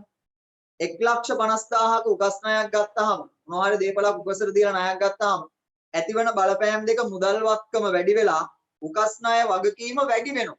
ණය ගත්තාම ණය වැඩි වෙනවනේ. මේකේ අඩු වේ කියලා තියෙන්නේ. ඒක හදාගන්න. ඒක හදාගන්න. උකස් ණය වගකීම වැඩි වේ. W කියන ගනුදෙනුවේ W අකුරට දාලා ගනුදෙනුවේ පළවෙනි බලපෑම මුදල් වත්කම වැඩි වෙනවා. ඒක හරි. ඊට පස්සේ උකස් ණය වගකීම අඩු වේ කියලා තියෙන්නේ. උකස් ණය වගකීම වැඩි වේ කියලා හදාගන්න. උකස් ණය වගකීම වැඩි වෙනවා. හරි. දැන් ඔයා පෙරලා ගන්න ඕනේ. ඔයා පෙරලා ගන්න ඕනේ පිටු අංකය 14. පිටු අංක 14 පෙරලා ගන්න. පිටු අංක 14 පෙරලා ගන්න. 14 වෙනි පිටුව. දැන් මේ ගෙදර වැඩ දෙන්න හදන්නේ. ගෙදර වැඩ දෙන්න හදන්නේ. මම කියවනේ පාඩම් පටන් ගන්නකොටම ගෙදර වැඩ ගණන් දෙකක් දෙනවා. ඊ ගෙදර වැඩ දෙක කරලා ෆොටෝ එකක් අරගෙන මට WhatsApp කරන්න ඕනේ. ඒකට අඩුපාඩු තියෙනවද කියලා මම බලලා කියනවා. right 14 වෙනි පිටුවේ තියෙන අභ්‍යාස අංක එක මෙන්න මෙයා. ඔයාලට පේනවා මෙතන ගනුදෙනු 10ක් තියෙනවා ළමයි. ඒ ගනුදෙනු 10ට දාලා ditth සටහන් හදන්න තමයි මේ ඉඩ තියලා තියෙන්නේ රූල් තියලා තියෙන්නේ. අපි ditth සටහන් හදන පළවෙනි පියවර දැන් අද දවසේ ඉගෙන ගත්තා. ඒ ගනුදෙනු වල ditth බලපෑම් ලියන විදිය. ඒ ditth බලපෑම් ළමයි මේ පිටුවේ මේ පැත්තේ කෙළවරේ. විවක් පැත්තේ කෙළවරේ මාට ඉඩ සෑහෙන ප්‍රමාණයක් අරගෙන මේ පැත්තේ කෙළවරින් ගනුදෙනුවේ අංකය මේ කෙළවරින් දානවා. ඒ ගනුදෙනුවට අදාළ ditth බලපෑම් මේ කෙළවරෙන් ලියනවා. එතකොට රූලක් කර රූලක් ලියන්න ඉඩ මදි වෙයි. ඒ නිසා එක ගනුදෙනුවක බලපෑම් දෙක ලියලා ඉරක් ගහලා ඊළඟ ගනුදෙනුවේ බලපෑම් දෙක ලියනවා ඉරක් ගහනවා. එතකොට රූල් ඉද තියන්න අවශ්‍ය නැහැ. මම උදාහරණයක් ඔබට කියන්නම්. උදාහරණයක් පැහැදිලි කරලා දෙන්නම් මේ බලන්න. උදාහරණයක් පැහැදිලි කරලා දෙන්නම් මේ බලන්න. ඔයාගේ ඔය පිටුවේ ඉඩ තියලා තියෙන කොටස මේක නම් හරි. ඔයාලට මම කිව්වේ මෙන්න මෙහෙම දෙයක් කරන්න කියලා. ගනුදෙනුවේ අංකය මේ පැත්තේ කෙළවරෙන් දානවා අංක 1. අයිතිකරු 1,50,000ක් යොදවනවා. ඒ 1,50,000 යොදවීමට අදාළ ditth බලපෑම මේ පැත්තේ කෙළවරෙන් ලියනවා. අයිතිකාරයා මුදල් ගෙනත් දැම්මාම ළමයි පළවෙනි බලපෑම ඇති වෙන්නේ මුදල් වත්කමට. හරි. ඒතර අයිතිකාරයා මුදල් ගෙනත් දැම්මාම පළවෙනි බලපෑම මුදල් වත්කමට. ඊළඟට අයිතිකාරයා දානකොට හිමිකමටත් බලපෑමක් වෙනවා. මොකද වෙන්නේ? අයිතිකාරයා මුදල් ගෙනත් දානකොට මුදල් වත්කම වැඩි වෙනවා. ඊළඟට අයිතිකාරයා ගෙනත් දාපු නිසා හිමිකම වැඩි වෙනවා. ඒ බලපෑම් දෙක රූල් දෙකක් අරන් මේ පැත්තේ කරවලට වෙන්න ලියනවා. මේ මුදල් වත්කම වැඩි වෙනවා. මුදල් වත්කම වැඩි වෙනවා. ඊළඟට හිමිකම වැඩි වෙනවා. රයිට් ඔච්චරයි. බලපෑම් විතරයි. ගිණුම් වල නම් ලියන්න අවශ්‍ය නැහැ. ඊළඟට එකක් ගන්නවා. ඊට පස්සේ ගනුදෙනු අංකය 2 ගන්නවා. ගනුදෙනු අංකය 2 තියෙන බැංකු ණයක් ගන්නවා. බලපෑම් දෙක ඇති වෙන්නේ මුදල් වත්කමට සහ බැංකු ණය වගකීමට. ඒවා දැන් ඔයාලට මේ ටික ඉස්සෙල්ලාම අර කලින් දේවල් හොඳට බලලා ඉන්න ඕනේ. ඒකට ඔයාලට මේ කාරණා සාමාන්‍ය කරුණු කාරණා බවට පත් වෙනවා. ඒතර ළමයි වෙන දේ තමයි බැංකුවේ ණය ගත්තාම මුදල් වත්කම වැඩි වෙනවා. ඒ වගේම බැංකු ණය වගකීම් වැඩි වෙනවා. ඒක ලියනවා මෙතනදී. මුදල් වත්කම වැඩි වෙනවා. බැංකු ණය වගකීම වැඩි වෙනවා. right. කොහොම ලියන්නේ? මම මේකේ තියෙන එක ගනුදෙනුවක් ගැන ටිකක් පැහැදිලි කරලා දෙන්නම් ඔයාලට. මෙතන තියෙන ගනුදෙනුවක් නෙවෙයි. ඔයා පෙරලා ගත්තොත් ඊළඟට අභ්‍යාසාංක 2 තියෙනවා එහා පැත්තේ පිටුවේ. අභ්‍යාසාංක 2 තියෙනවා එහා පැත්තේ පිටුවේ. දැන් මේ ටික අභ්‍යාසාංක 1ටයි අදාළ වෙන්නේ. අභ්‍යාසාංක 2 තියෙනවා එහා පැත්තේ පිටුවේ. ඒකත් ඒ විදිහටම ලියන්න ඕන. ඒ අභ්‍යාසාංක 2 ළමයි බලන්නකෝ. මේකේ තියෙනවා 5 වෙනි ගනුදෙනුව. අභ්‍යාසාංක 2ට අදාළව 5 වෙනි ගනුදෙනුව. අභ්‍යාස අංක 2 ගනුදෙනු අංකය 5. ගනුදෙනු අංකය 5න් කියන්නේ ළමයි රුපියල් 10000ක යන්ත්‍රයක් මුදලට ගත්තා කියලානේ. දැන් ඔයාලට මතකද අපි ඉගෙන ගත්තා ගැනුම් කියලා වචනයක්. ගැනුම් කියලා කිව්වේ ඒකෙන් අදහස් කළේ අපි භාණ්ඩ ගන්නවා කියන එකයි. ඒ කියන්නේ නැවත විකිණීම සඳහා දෙයක් ගන්නවා කියන එක තමයි ඒකෙන් අදහස් කළේ. භාණ්ඩ ගත්තා කියලා කිව්වොත් අපි ඒක හැඳින්වුවේ ගැනුම් කියලා. දැන් මෙතෙන්දි ගන්න යන්ත්‍ර. ওই විදිහට ව්‍යාපාරෙට ඉඩම් ගන්න පුළුවන්, ගොඩනැගිලි ගන්න පුළුවන්. ඒවා ගන්න විකුණන්න නෙවෙයි. එහෙම ඒ අදාළ වත්කමේ නමින් ව්‍යාපාරය ගත්තා කියලා තියෙනවනම් ළමයි ඒව ගන්න විකුණන්න නෙවෙයි. විකුණන්න ගන්න ඕනම දෙයකට කියන්නේ භාණ්ඩ කියලා. අපිට අභ්‍යාසවල දෙන්නේ එහෙමයි. විකුණන්න ගන්න ඕනම දෙයක් හැඟවෙන්න භාණ්ඩ කියන වචනේ දාලා ගත්තා කියලා දෙනවා. ඒ ඇරෙන්න ළමයි වෙන මොකක් හරි වත්කමක් ගත්තා කියලා කිව්වොත් මේ වගේ යන්ත්‍ර ගත්තා, ඉඩම් ගත්තා, ගොඩනැගිලි ගත්තා කියලා කිව්වොත් ඒව ගන්න විකුණන්න නෙවෙයි. විකුණන්න නෙවෙයි නම් අපිට ඒවට ගැනුම් කියන වචනය භාවිතයට ගන්න බෑ. ඒව ගන්න ප්‍රයෝජනය. ප්‍රයෝජනයට ගත්තාම අපි ඒවා සාමාන්‍ය විදිහට වත්කම් කියලාම තමයි හඳුන්වන්නේ. ඒතකොට මෙතෙන්දි වෙන්නේ ළමයි මේ යන්ත්‍රය ගත්තාම මුදල් වත්කම දීලා යන්ත්‍ර වත්කම ගත් එක තමයි වෙන්නේ. ගැනුම් නෙවෙයි. ගැනුම් වෙන්න නම් භාණ්ඩ ගැනීම වෙන්න ඕනේ. භාණ්ඩ ගැනීම කරන්න ඕනේ. භාණ්ඩ ගත්තාම තමයි ඒවට අපි ගැනුම් කියන්නේ. ඒ ඇරෙන්න වෙන වෙන නම් වලින් වත්කම් ගත්තා කියලා කිව්වොත් ඒවා වත්කම් මිලදී ගැනීම වලටයි අදාළ වෙන්නේ. ඒ අනුව ගනුදෙනු අංකය 5 ditth බලපෑම තමයි මුදල් වත්කම අඩු වෙනවා. මුදල් වත්කම අඩු වෙනවා, යන්ත්‍ර වත්කම වැඩි වෙනවා. යන්ත්‍ර වත්කම වැඩි වෙනවා. බැරි වෙලා හරි උතන භාණ්ඩ ගත්තා කියලා දුන්නා නම් බලපෑම් දෙක මුදල් වත්කම අඩු වෙනවා. තේරුම් ගන්න මේ දෙකේ වෙනස. ගැනුම් වියදම වැඩි වෙනවා. භාණ්ඩ ගත්තා කියලා දුන්නා නම් එහෙමයි. මේ තමයි භාණ්ඩ. භාණ්ඩ ගත්තා කියලා දුන්නා. මේ තමයි යන්ත්‍ර ගත්තා කියලා දුන්නා. right. පැහැදිලිනේ? ඒක හොඳට තේරුම් අරගෙන ඔය ගනුදෙනු වල බලපෑම් ටික ලියලා ෆොටෝ එකක් අරන් මට එවන්න. එහෙනම් අද දවසේ මම මෙතනින් වැඩි ඉවර කරනවා. හැබැයි ලබන සතියේ පන්තියට කලින් මට ඒ ටික එවලා තියෙන්න ඕනේ. එහෙනම් අපි ඊළඟ දවසේ හම්බෙමු. හැමෝටම සුබ සතියක් වේවා කියලා ප්‍රාර්ථනා කරනවා. ඔය ටික හොඳට බලන්න. නැවත නැවත බලන්න. හරි එහෙනම් ආයිබෝන්. ආයිබෝන් සර්. ආයිබෝන් සර්.